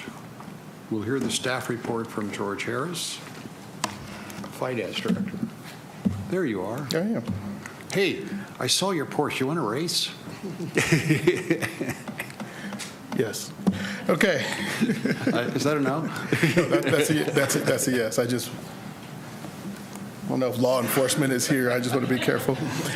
We have to pick a good location, man. There's one behind you. Yeah, right. That's why I'm not looking.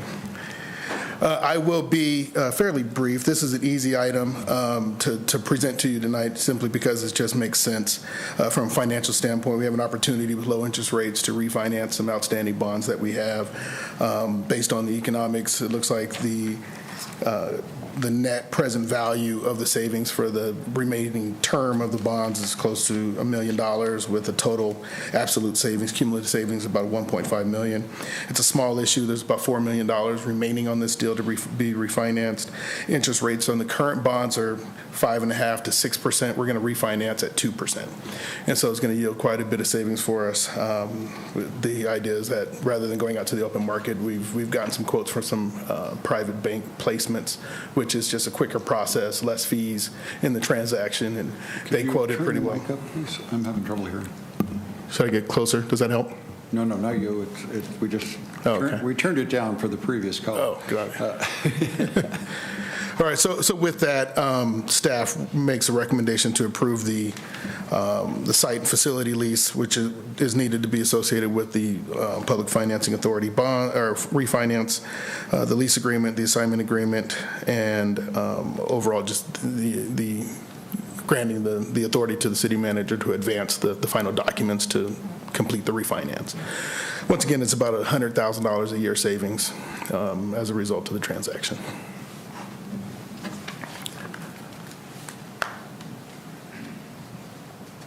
City Clerk, any communications? At this time, anyone wishing to come in on joint new business item number 1, please press star 9. I will announce the last 4 digits of your calling number when it is your turn to speak. Please state your name and eliminate any background noise. Individual speakers are limited to 3 minutes each. Please press star 9 at this time if you wish to come in on joint new business item number 1. No speakers at this time. Motion to adopt Resolution 21-34 and adopt Resolution FA1-21. There a second? I'll second that motion, and that's also on the second page, 21-35. Let's vote. And for clarity's sake, the resolution of the Financing Authority is being properly numbered 1-21 rather than 21-34, which was an improper number listed on the agenda. So, did anybody get clarified with that? Excuse me, 21-35.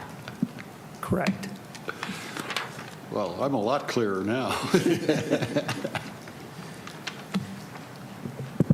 On the agenda, the resolution number for the Financing Authority. I'm just messing with you. Oh, That's okay. cool. I was going to make it clear, used the numbering convention for the City Council resolutions rather than the Financing Authority. Okay. So we're fixing that with the motion as made by Vice Mayor Christ. Can we vote now? Yes. Let's vote. Oh, we already did. No, we didn't? Or did we? I did. Let's vote. Are we going to vote again? Let's vote again, just in case we didn't, okay? I'm so confused. Then it passes unanimously.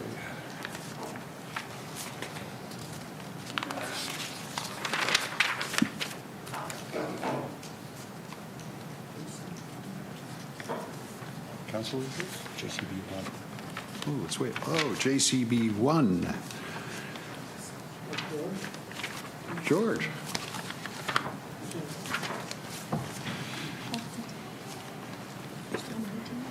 Have you rethought the race idea? No, I think he's still a strong yes. Good evening, Mayor, Vice Mayor, Council. At our last meeting, we introduced the budget to you, and with a long presentation today will be brief. That has been opened in the clerk's office for public view. You have had the opportunity to get citizen input as well as city staff. We recommend the budget as we presented it to you last Tuesday or at our previous meeting Tuesday. Just to recap that quickly, it is a balanced budget. With a $244 million total budget, $91 million being from the general fund. The general fund will, if as planned, will have about a $1.2 million surplus at the end of the year. The major projects that are included in this budget is a fully funding of the parks programs. That includes any special events that were discontinued as a result of COVID.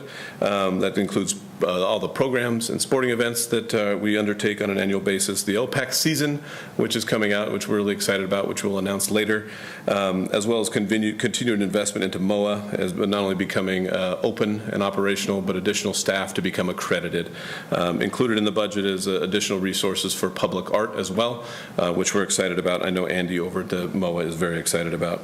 We're also launching the hybrid policing model, which we've talked about prior to the pandemic. We have budgeted and funded the operation of that, and we'll be working, obviously, with our public safety department, consultants to put together those documents necessary, the training manuals necessary, and be presenting that to the community to be completely launched this year.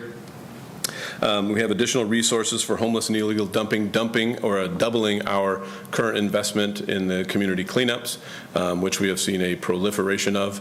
But not only has it been a proliferation of the illegal dumping and some of the homeless challenges, we also had a proliferation of the operations of getting them cleaned up. So we're going to continue that effort in this budget.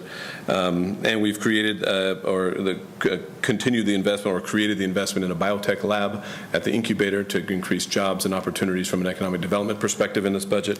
And we have, I think most importantly to some of us and some of you, a $75 million worth of capital improvements, which include things most importantly, roads, drainage improvements, and other facilities improvements that are much needed. This budget represents an increase with the Measure LC, which was approved by the voters, and with your commission or your committee recommending recommended those additions to the budget. Those are included here as well. well. And obviously, the citizens have a very high expectation of what we need to perform, and we as city staff are prepared and ready to do that for you this year. So with that, if you have any questions, comments, we'd be happy to answer them, or make any changes to the budget, we can make them now. As with anything, this budget is a snapshot in time. It is not the only time you have. It is your budget. You control that. So as things come up in the year, obviously we're in a good financial position that we can react to things necessary, whether it be additional pandemic related or really new opportunities like the tutoring program, things of that nature. Be happy to answer any questions. Any questions? Any comments?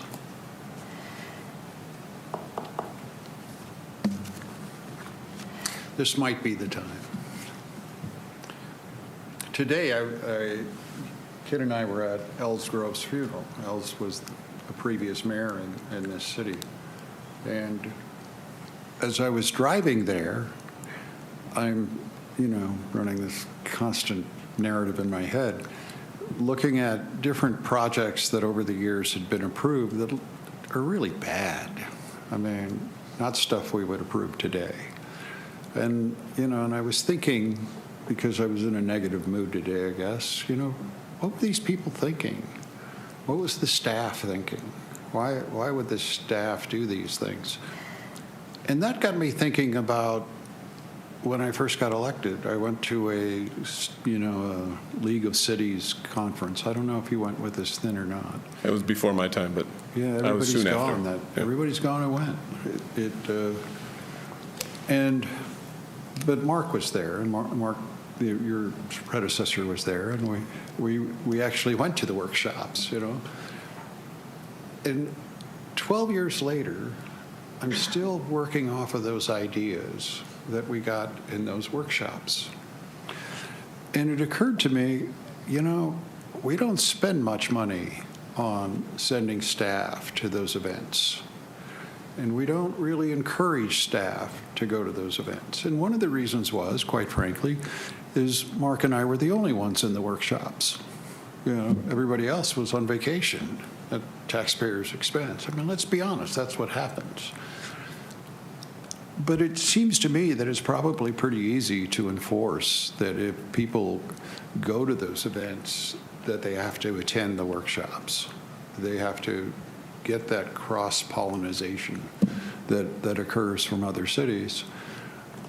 And if there's room in this budget, I want us to start doing that, is what I'm saying. I want you to figure out who is the leadership of this city and then put requirements as to what continuing education they have to attend. And then I want them to coming back discussing it, and expanding on it. Because I think this city would look a lot different had we done that 30 years ago. It wasn't that their motivation wasn't there. It wasn't that their desire to do something wonderful wasn't there.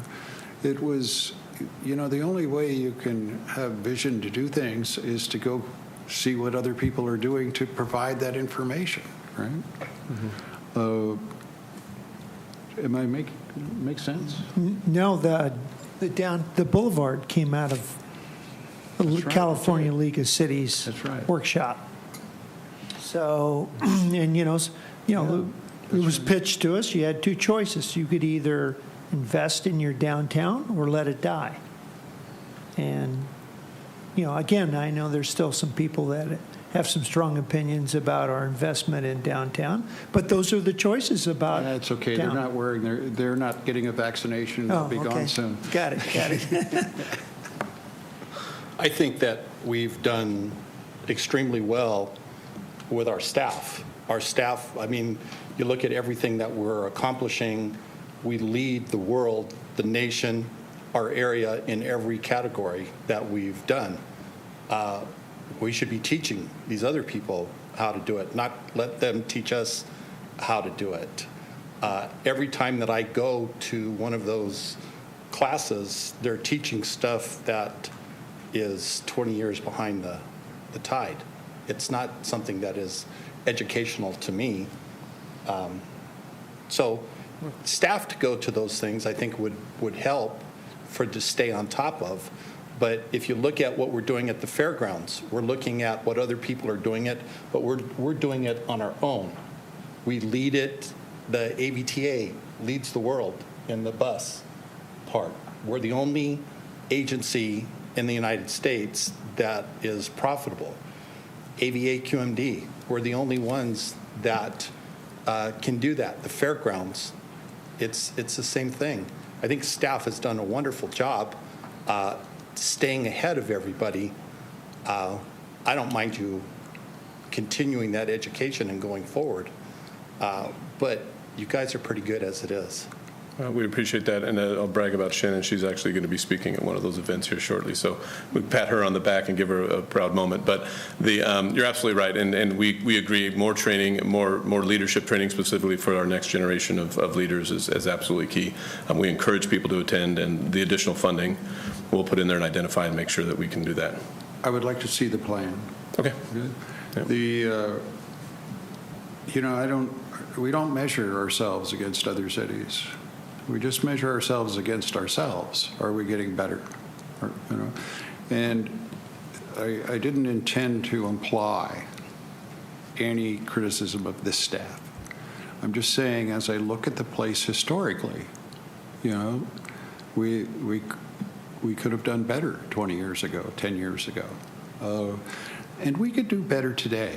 Mm-hmm. I mean, I really think that is the goal, is to lead the nation. And, and there's certain areas we are. We could lead them better. We could always, I get this from my wife and how she runs our office. Every year she breaks it and reconfigures it. And, as a result, it's the proof's in the pudding.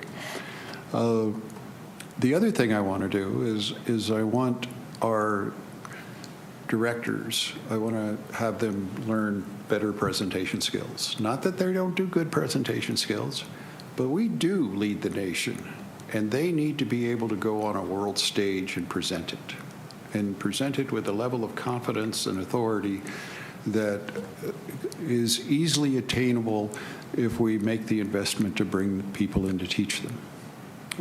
Fair enough? Understood. And as we hire people, I think it should be made very clear to them that they are expected to constantly be educating themselves.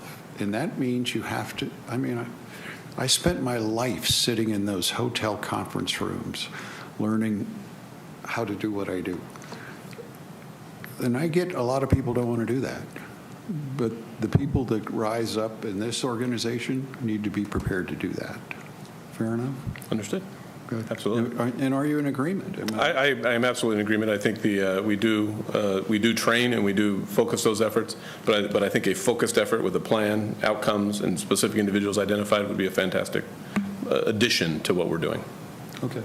And just so you all know, in October we're going to be in Japan, right? Is that the current date? That's the plan, yes.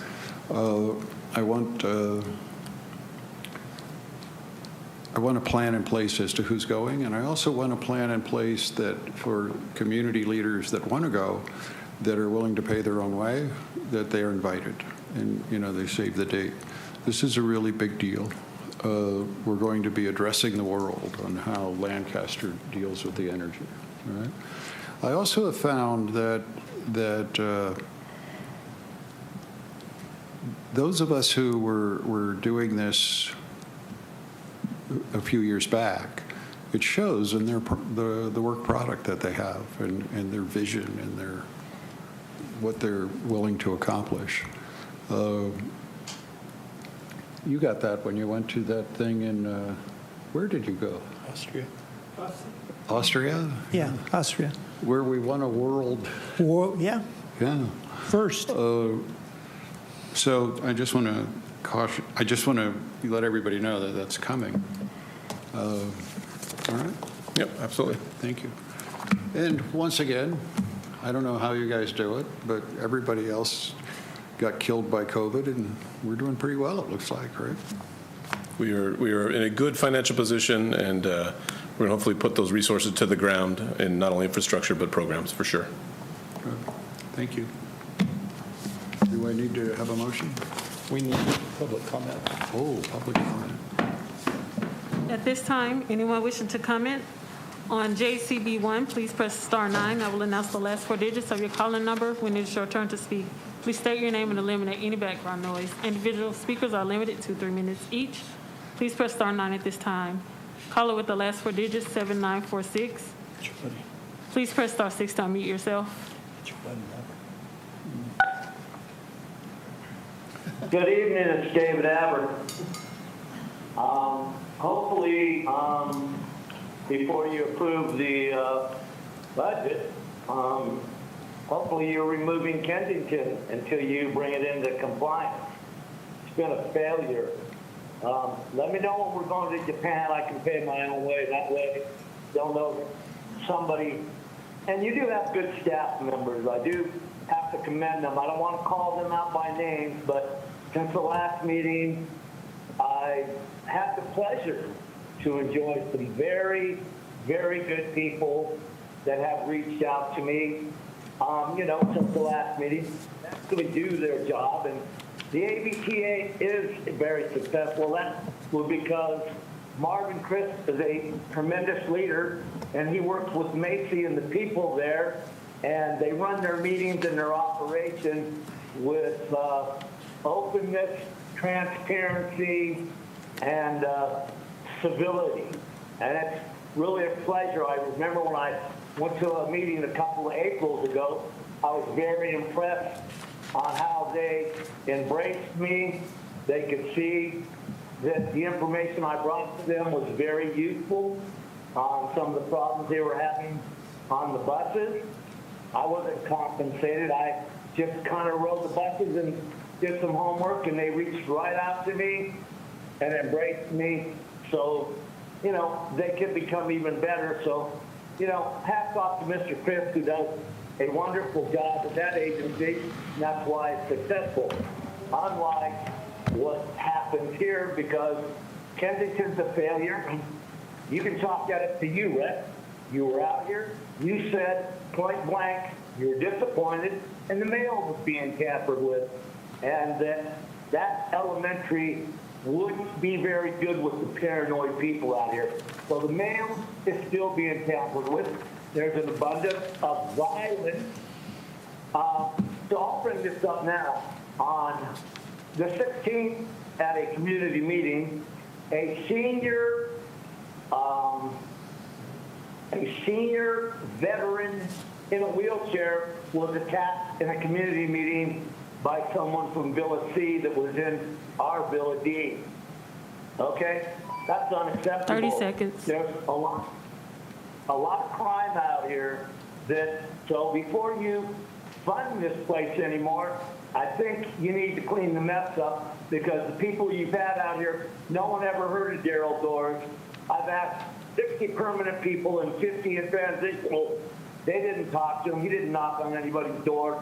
So please, before you waste any more of the taxpayers' money, yes, I am a taxpayer, please try to bring this place into compliance. And if you need... And give my regards to Mr. Hinckley when you see him. Remember Hinckley or Reagan? No, not Reagan. Yeah, Reagan. Humor's wasted on you guys. I mean, it takes a lot of effort to think that stuff up. Any more? No other speakers. I'll move we accept JCB 1, adopting resolution 21-36, B, adopt resolution 21-37, and adopt resolution 21-38, and adopt the CCEA fiscal year budget as presented. I'll second that motion. Let's vote.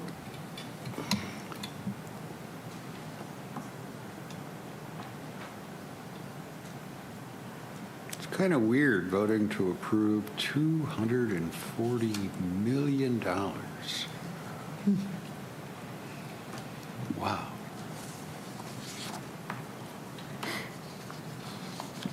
And it passed unanimously. Okay, council reports. ABTA, we've talked a lot about ABTA.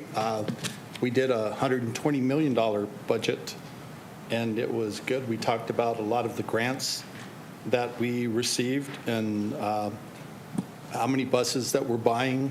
So we're doing a good job over at ABTA. We're moving some of the routes around. Everything's good at ABTA. The budget for the board of directors for the sanitation district, we did refinance the sanitation district bonds at 2%. So a little bit ahead of George, but I just wanted to see your reaction.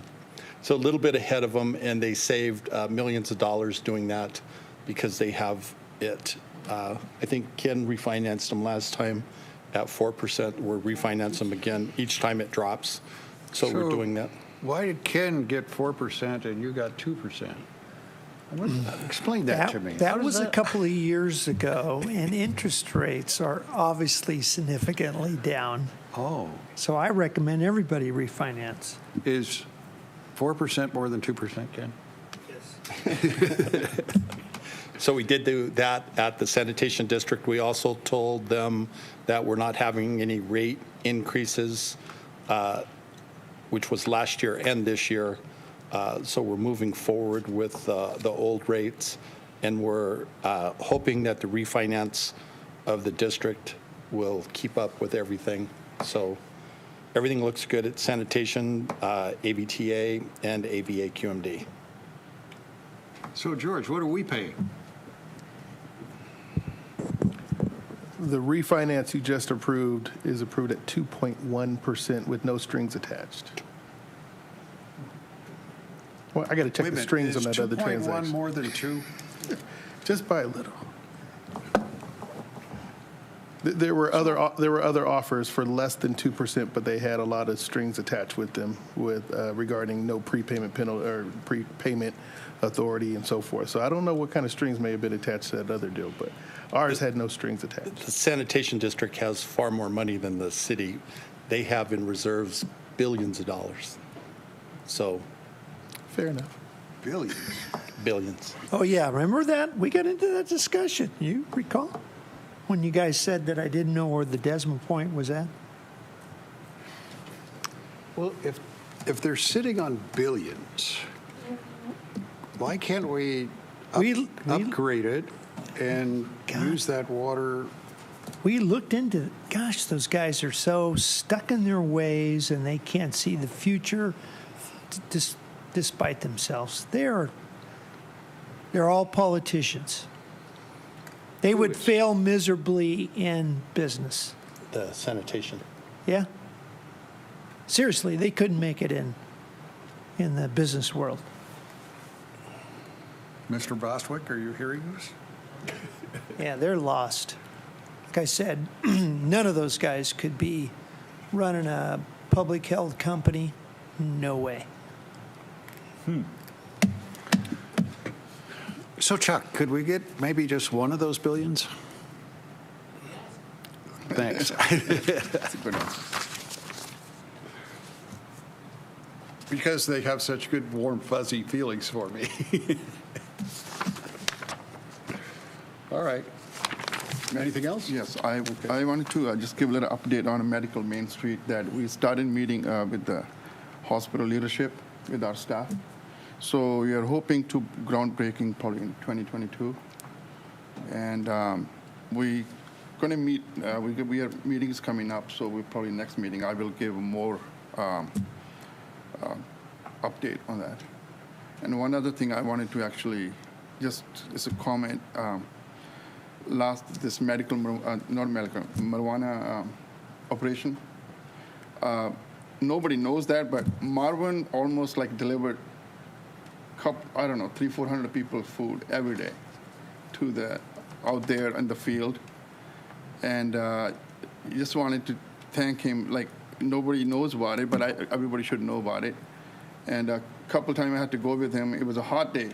It was really hot in the middle of the day, but it's a lot of work. So just wanted to, And Lee, you guys did a great job. Thank you for that. Honestly, and Deputy Groupie back there was a big part of that coordination. And I really want to commend the mayor and the council for the support of the sheriff's department operationally in this. This was a huge undertaking, the largest single operation of narcotics bureau in the history of the sheriff's department. Okay, that took place. It was very significant. And again, Vice Mayor Chris, council members that helped bring food out, that was greatly appreciated by all the staff out there. And I heard comments from the department chief all the way down from headquarters bureau that they're never treated like that at any other location they've ever had any operation in ever in the past. They were actually shocked on how our city stepped up to the plate in supporting their operation, and it was in the county's area. But without this city's support, that operation would have never taken place. Thank you, Ken. Thank you, Lee. So is it ongoing? Yes, right now, obviously, if they served 200 search warrants, so now you have all the warrant returns and all the paperwork that's behind that, plus all the evidence issues and filings. So I know there is some discussion in the future because, as you know, by your tour of that location and area, there's a significant amount of activity out there that's still ongoing that needs to be addressed. And so, you know, it was quite a huge multi-agency collaboration there that was represented, and they also have the same issues within their, especially San Bernardino County being adjacent to that area on their west end of their border. So, and which is more significant than what is being faced in Los Angeles County. So I believe that there are still plans moving forward, but again, there's also going to we need support from the Board of Supervisors to support the sheriff in his effort moving forward and managing this situation. Even if it's just cooperation from and allowing the other county departments to participate, support.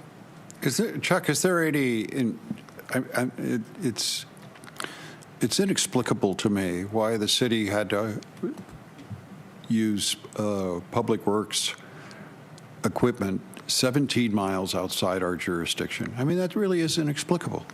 Has the Board of Supervisors decided to support the cartels?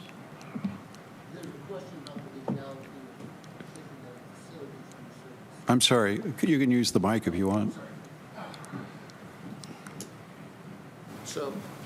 So to identify myself, I'm Charles Bostwick. I work for Supervisor Catherine Barger. So my understanding is there's a question among county attorneys about the legality of demolishing the facilities when a search warrant is being served.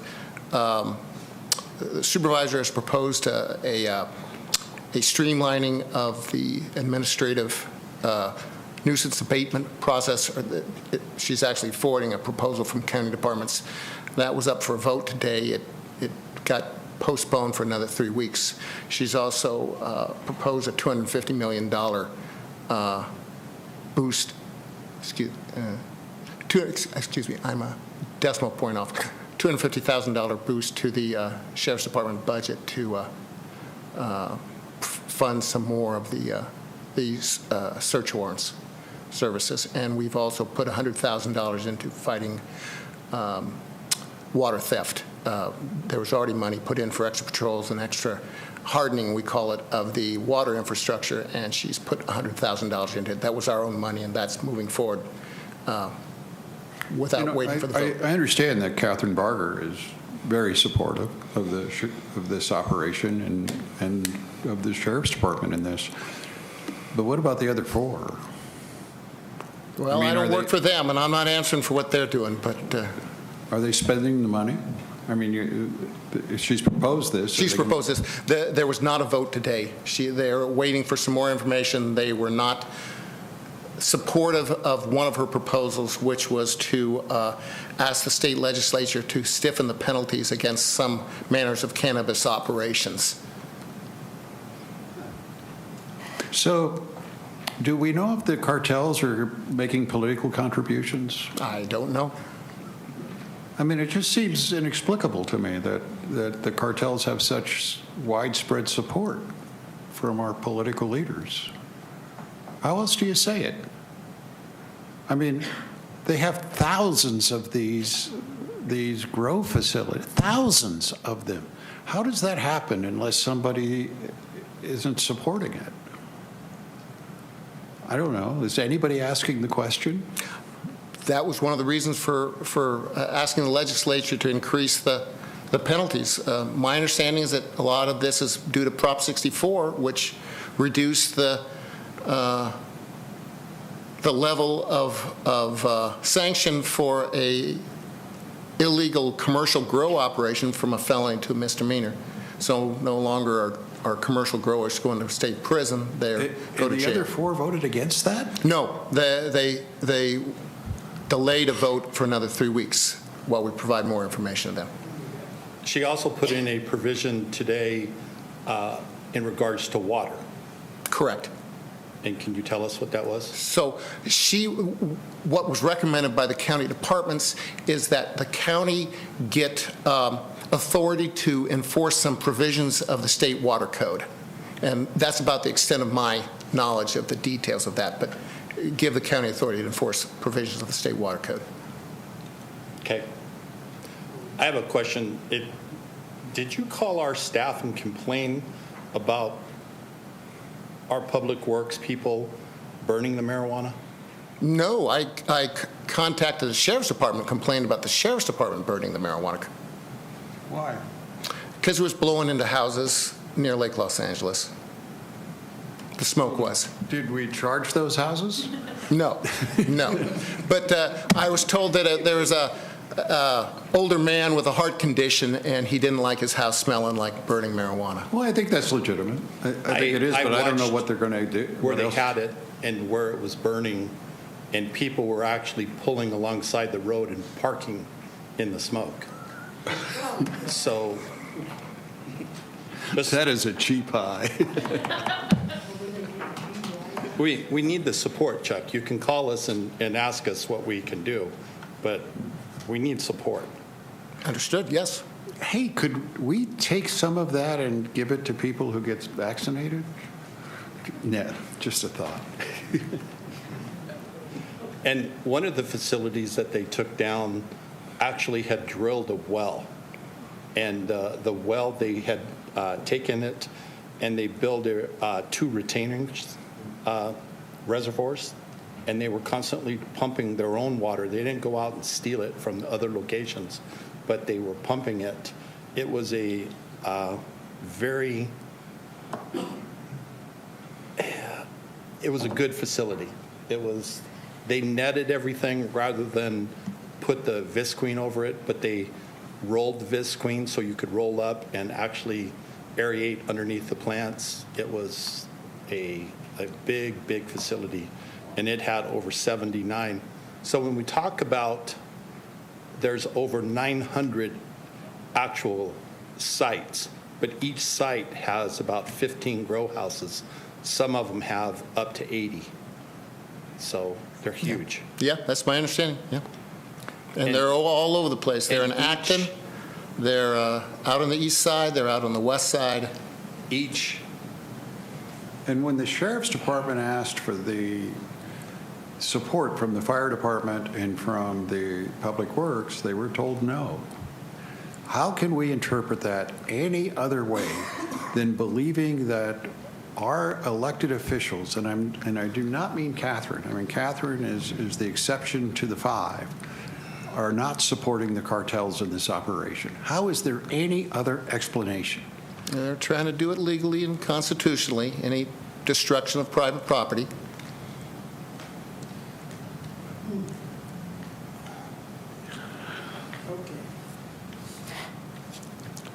You know, it doesn't take a genius to know what's going on. And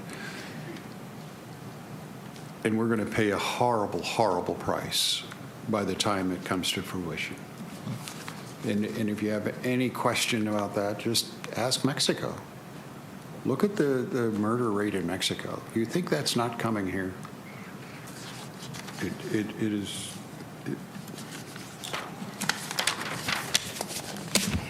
Thank you. Thank you, sir.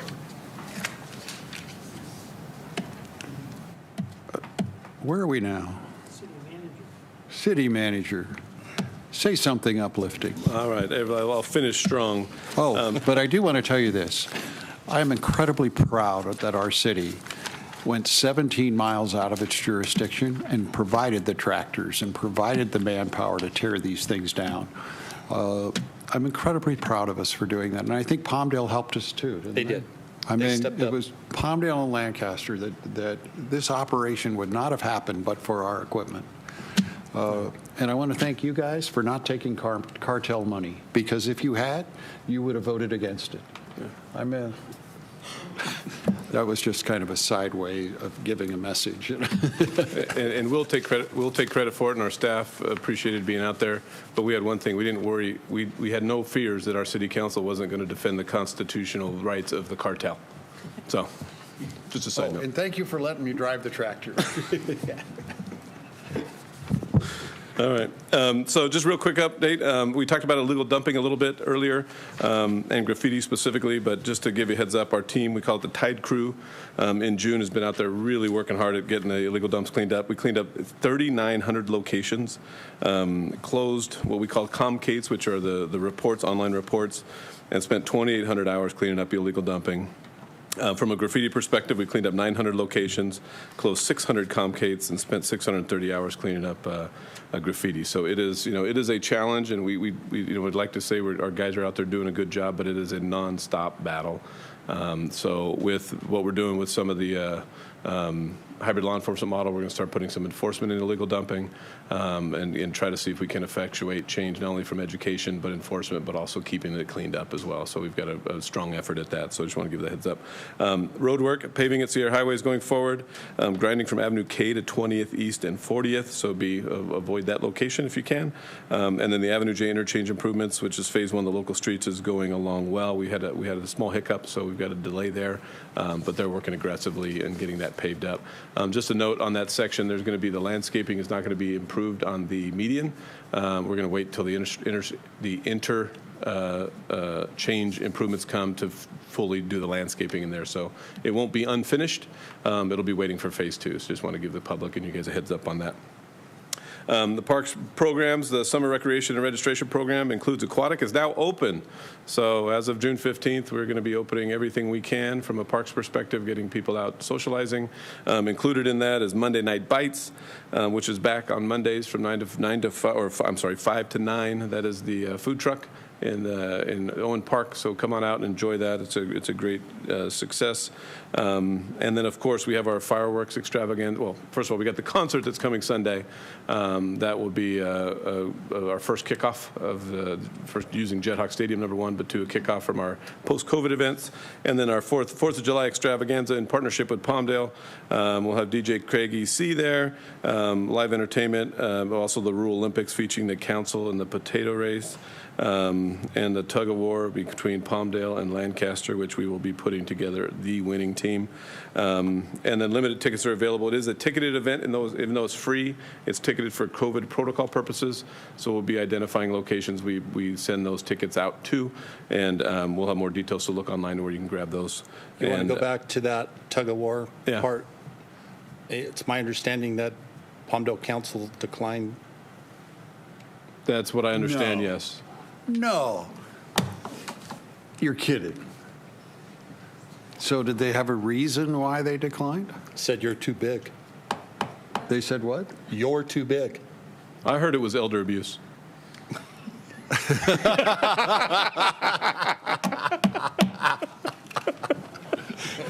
No offense, Ken. So they have the problem? They were worried about themselves? No. Got it. Sorry. Are you still dancing with him? No, that was decided well earlier by our vice mayor, who thankfully jumped in and defended my honor. And then the community center, we have a short video. Daryl took his tour of the community center, and it'll be a first showcase of what we've got going on there. I think we've got tours scheduled with everybody as it goes going forward. And again, we heard about the tutoring program that's going to be launched there. We also have a number of different other programming opportunities. Sonia will be making a presentation in the next coming month, probably, on what the operations are going to look like over there. But this is a sneak peek of a tour that staff took with Daryl to show the outcome. There is one moment in there where he's dancing or yoga. I can't tell, but you guys decide. That guy was really tall. Yes, he's on stilts.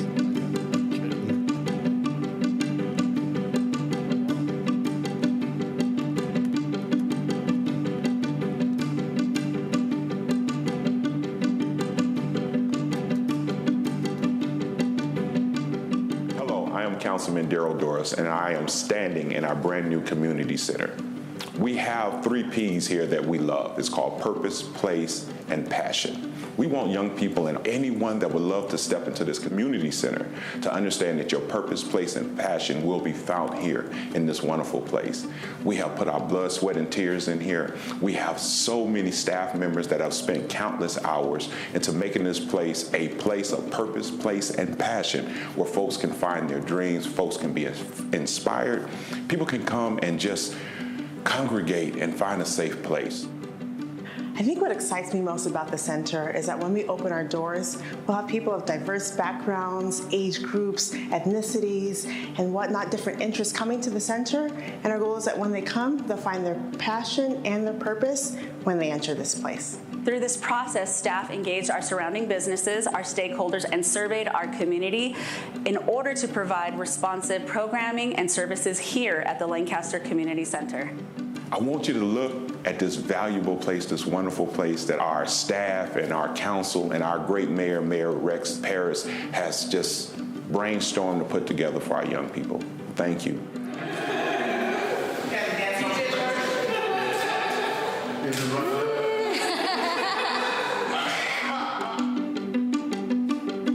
Not exactly sure what that last move was, but nonetheless.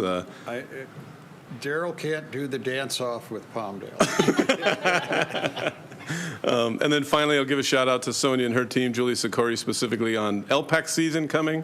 So I think your brochures are in your boxes. I think they're out in the community right now. So they have done a wonderful job, not only in COVID when they were shut down, but now coming out. There's a couple of acts that I want to see, probably that have a different taste than some of you, but nonetheless, there's something in here for everybody to participate in, and it'll be good to see LPAC open and operational again. So that's coming soon. So with that, I'm done, and if you have any questions, I'll be happy to answer them. You know, it sounds like we're going to have a great year. It's coming together. And so, a couple things. Hybrid police. When is that operational?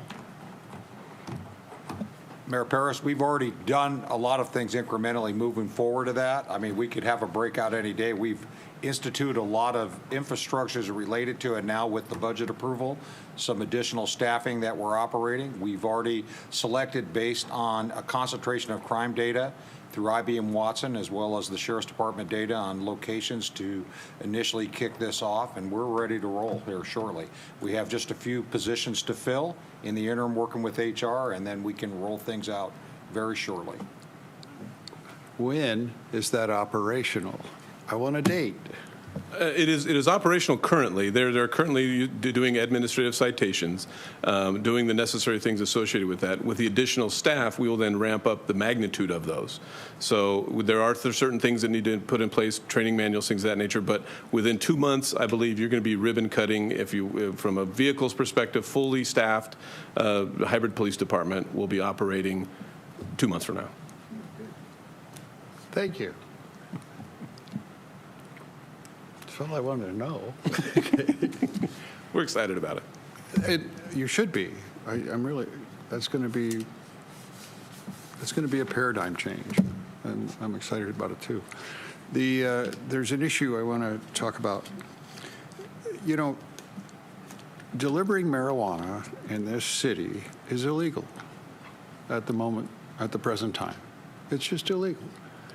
But we got billboards as I drive through the city advertising, call this number and we'll deliver marijuana to you. I would like the city to explain to Lamar that they are aiding and abetting a crime, and they cannot do that in our city. And I want those billboards down. We either enforce the law in the city or we don't. That to me is just such a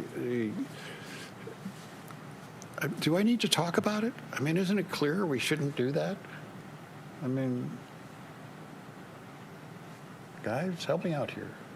It was my understanding that they could deliver legally. They can't have a dispensary, but we can't stop them from delivering. That was my understanding.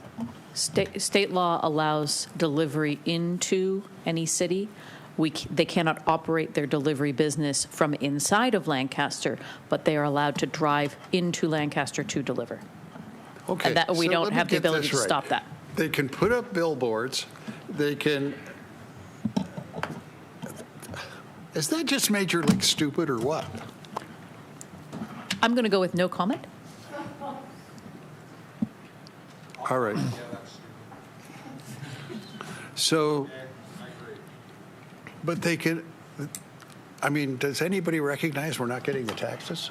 No, I think that's part of what I thought we were trying to accomplish with our last ordinance.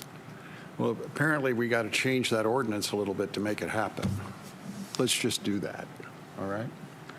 That's good. We can't have. I mean, we're talking about millions of dollars are leaving this city that should stay in the city.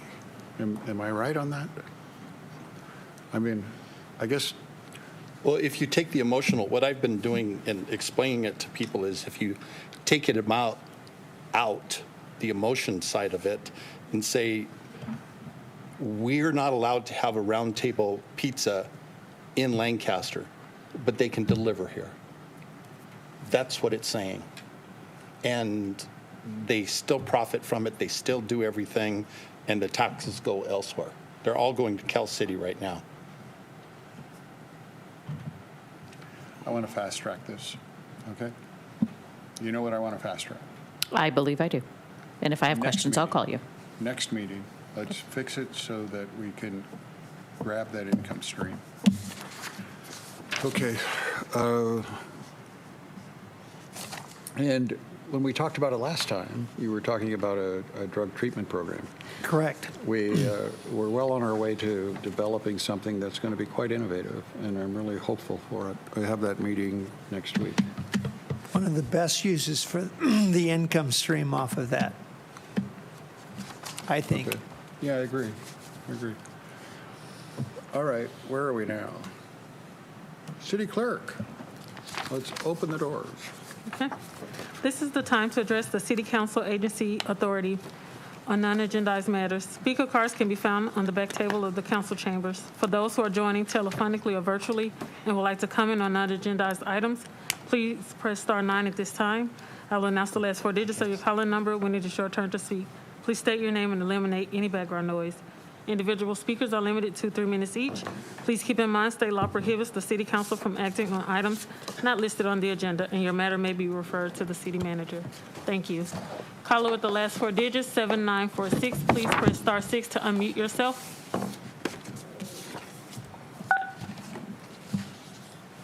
Good evening, council members and citizens and staff. David Abbott. Just doing a little housekeeping here. I want to thank the city manager last week when he so eloquently brought to the mayor's attention that there are numerous service calls there. Today there was deputies out here, detectives on the 16th with the attack, and fire engines were out here in the last 2 weeks, numerous times. So, you know, that's something that needs to be taken care of, but like I said, we still have the problems here, and I'm going to repeat myself because nobody out here knows. Councilman Doris can't tell me the name of anybody because nobody knows who they are. I even gave his phone number to one of the ladies that came up to me today and told me she was attacked. So they reach out to me for help, but you guys are failing them. There's women that won't take their trash out because why? Because when they go in with a trash bin dog, there's people in there naked having sex and doing drugs. And then when you call security and tell them about it, guess what happens? They can see them on the video cameras coming out, but they don't do anything because everything is so secretive around here. So people out here aren't safe, so if whoever wants to come out, I'll take you right to their apartment. Oh, and I forgot to mention, we have gray water, and it's not the CCR. That's the California Code of Regulations, in case anybody doesn't know what that is. And Lancaster was out here today, but they didn't bring their thermometer when they toured my apartment. And then the lady downstairs had a thermometer, but they didn't want to use it because we don't have water hot enough to wash our dishes. Okay? The lady's water, 80 degrees. The CCR says it should be 135. So your hands will be burnt when you're washing your dishes. We're not asking for dishwashers. We're just asking for water hot enough to be able to clean our dishes. So you guys kind of know what the problems are. I pointed them out. It's not about picking up the dog droppings, which is a health hazard. 30 seconds. I go around it for everybody. So, you know, if Heather and Daryl want to call me, I talked with the people in control out here from the people concerned. They didn't ask for me when they came out, and when you were out here, Russ, and talked to Joel about the mailboxes, you didn't ask for me either, which means you really don't want to hear the truth. This has been a failure. If you want to save this, come on out, and I'll show you where all the... You know, I've been trying to figure out what time is. I've been reading a lot of books about time, you know, and how discrete you can make it, and, you know. And I think Mr. Apper has helped me figure it out. It really is relative. You know, sometimes 3 minutes goes really fast, and sometimes it goes really slow. I just thought I would make that comment. Now, that being said, Heather, you have a card. I've missed you. Come talk to us. How did you sneak in? But hello, City Council and Mayor. So, are you vaccinated? No, I am not, because I have a prolapsed mitral valve in my heart, and with all the blood clotting and everything, I'm you know, I got connections. I could probably get you one tomorrow. A new heart? Actually, I'm here to just tell you guys information. That's all I'm ever here for, right? 1.5 million gallons of water, potable drinking water, was used to clean off the 45,000 acres of solar farms. Now, one of the guys that own it, Scott, and I'm not sure if I'm pronouncing his name right, Holke or something up to that effect, told me that they were trying to design the 10% efficient solar panels. Yes, I said that, 10% efficient solar panels, because when dust gets on the solar panels, they're zero efficient, and they've created that dust, okay? So they've kind of done it to themselves, but they couldn't use our water. He said our water wasn't good enough, which shocked me because it's potable drinking water. They're just spraying on these things and letting fall on the ground, and it's not watering anything because they mow, and it's not giving anything it's being wasted. And that's a lot of water. I don't know how much they pay or if they even have to pay, but I would charge them double. And the air quality now is, I'm sure you've noticed, kind of dusty. I have the data from the air pollution station, and he was saying that they needed better equipment to monitor to find out. But the area where the 45,000 acres of solar farms currently occupy, some of that was where LAX and Magic Mountain dumped their toxic chemicals. So when I went to the Planning Commission hearing in Kern County, because I own 25 acres out there, that's the only reason I knew about all this, is they told me that they were not responsible for any wind particulates that would make our town, the quality of life here, worse. And I said, well, what are you talking about? Just plant some trees, do the math, figure out where you have to plant them, and plant the pepper trees like they have on the side of the freeway going to Palm Springs, right?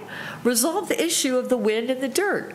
And, you know, the pepper trees, actually, they're called California pepper trees now, don't require any maintenance, hardly any water. And if you plant them 3 rows deep, like they have on the way to Palm Springs, they prevent the dirt and the wind from blowing particulates into our beautiful little town. So I don't know how to, maybe you can call them and influence them, but I told them, I said, you're going to be responsible for irreparable damages because COPD is the #1 killer.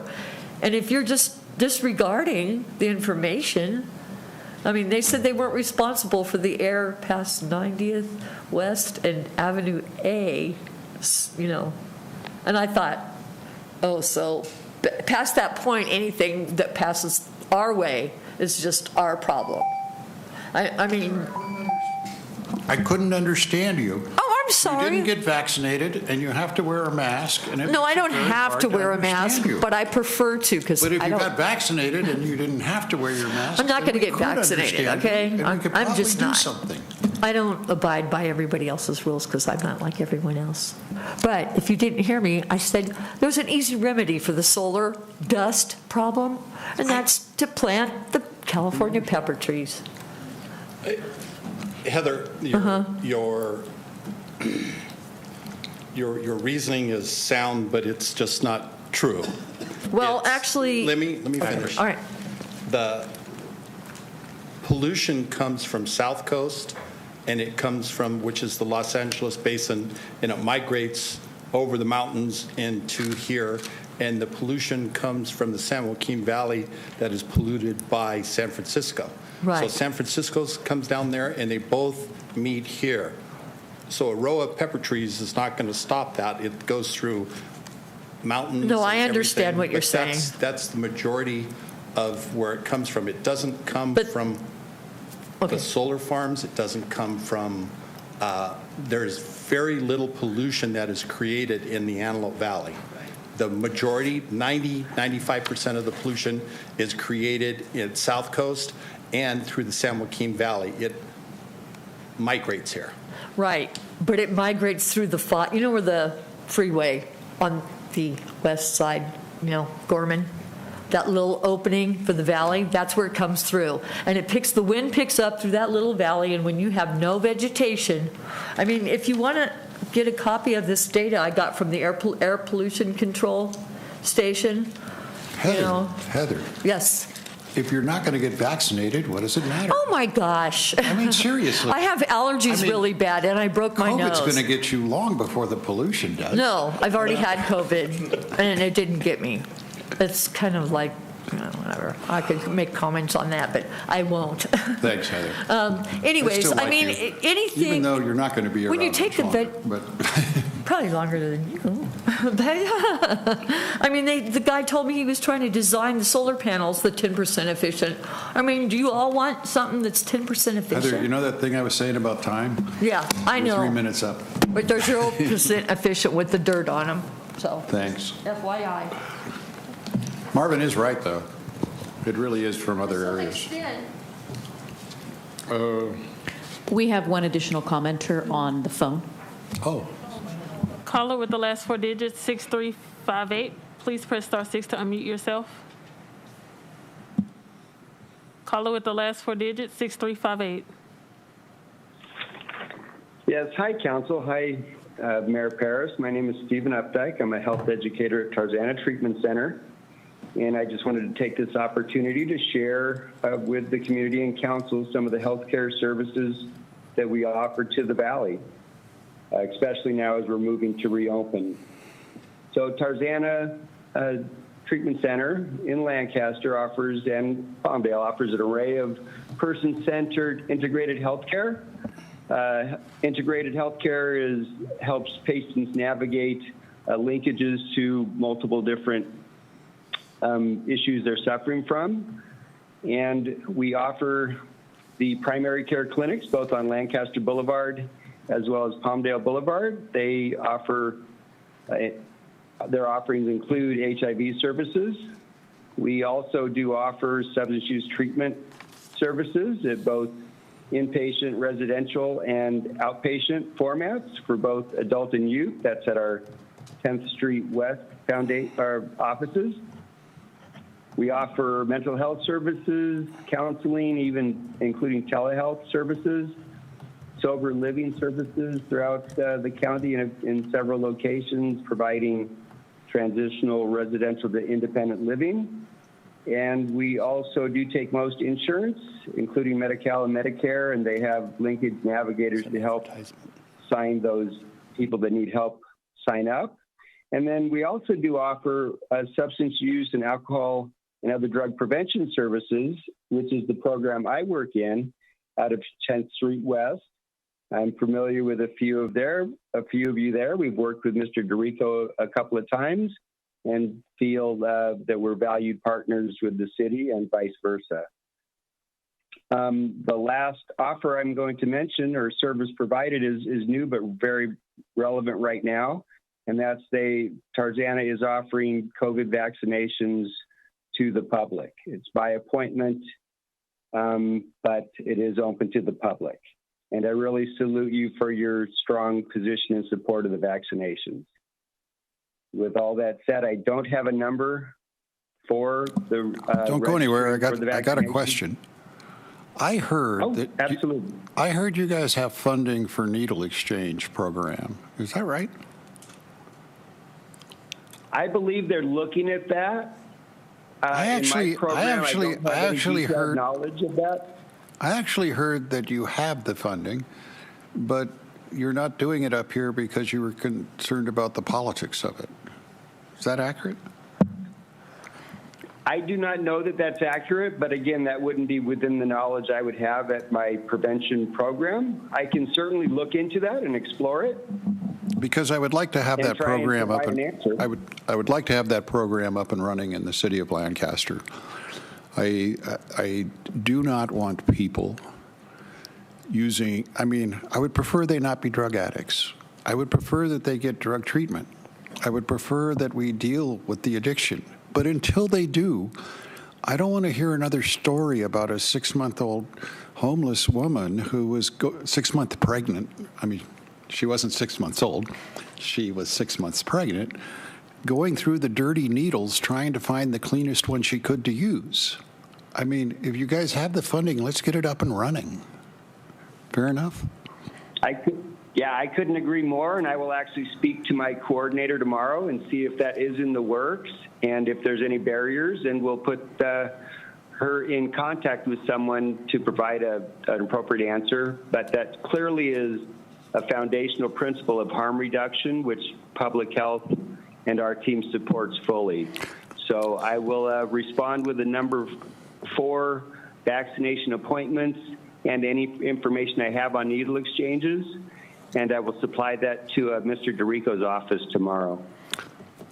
It seems like it'd be a good time to, offer the drug treatment program too when they come in to get the new needles.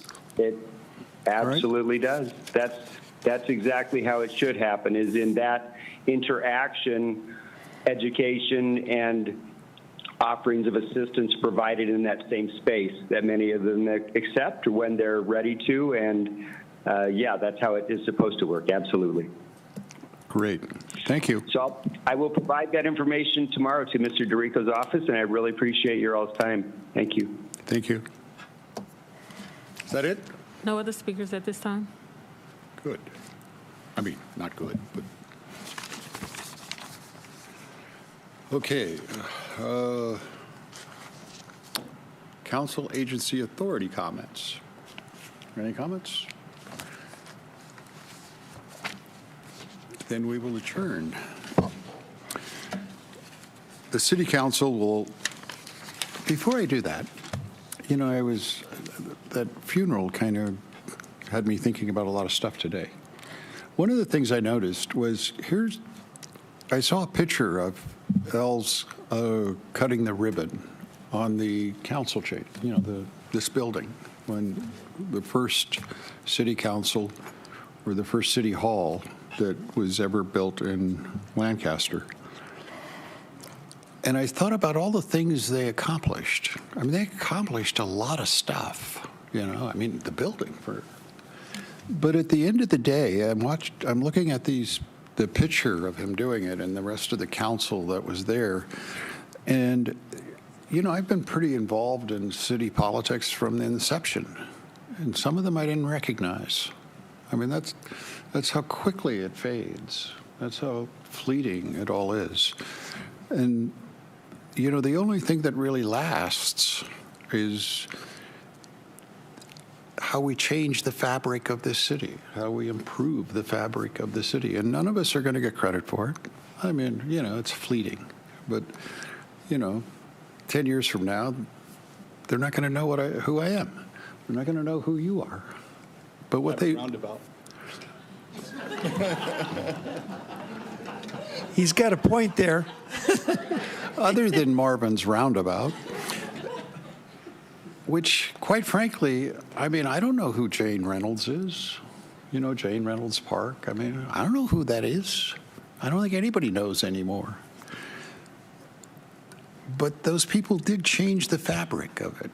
And we do live much better lives because of a lot of the things they do. And that's really what you all are doing. You're changing the fabric of the city. And it's going to go on for 100 years at least. Then climate change will get us. But until then, I mean, what you're doing really makes a difference. And I wanted you to know how much I appreciate it. I was also aware, too, though, that, you know, the only thing that mattered at that funeral were the family pictures. It's the only thing that mattered. How well I mean, he had a great family. They clearly loved him a great deal. And that really was the only thing that counted, was that relationship with his family. And I hope we don't forget that also. What we're doing is incredibly important. It just doesn't, you know, it's the goal. It's not the personality, because the personalities are pretty meaningless at the end of the day, I think. I just thought I would share that with you. The City Council will adjourn in memory of former Lancaster Mayor Ellsworth E. Groves, who passed away on June 13, 2021. Groves served as the vice mayor of Lancaster in 1986. He there served as a council member up until his term as mayor in 1988. What this doesn't say is he was a captain in the Highway Patrol, and he left a family that all of them are deeply involved in public service. We have Sandy Smith, who serves on the Planning Commission and everything else I can think of. The Fair.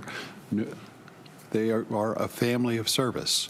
And his granddaughter, Carrie, is a deputy mayor for criminal justice. She's a district attorney with the Los Angeles County District Attorney's Office. He left an impact on this city, and he is missed. And with that, the next meeting is scheduled for Tuesday, July 13, 2021. I hope to see everybody at the Trace Atkins concert on Sunday. That'll be the first big event we put on. It should be hellaciously fun. And all the staff is, of course, invited. Let's have a great time. All right? Thank you. Are we doing Field of Dreams?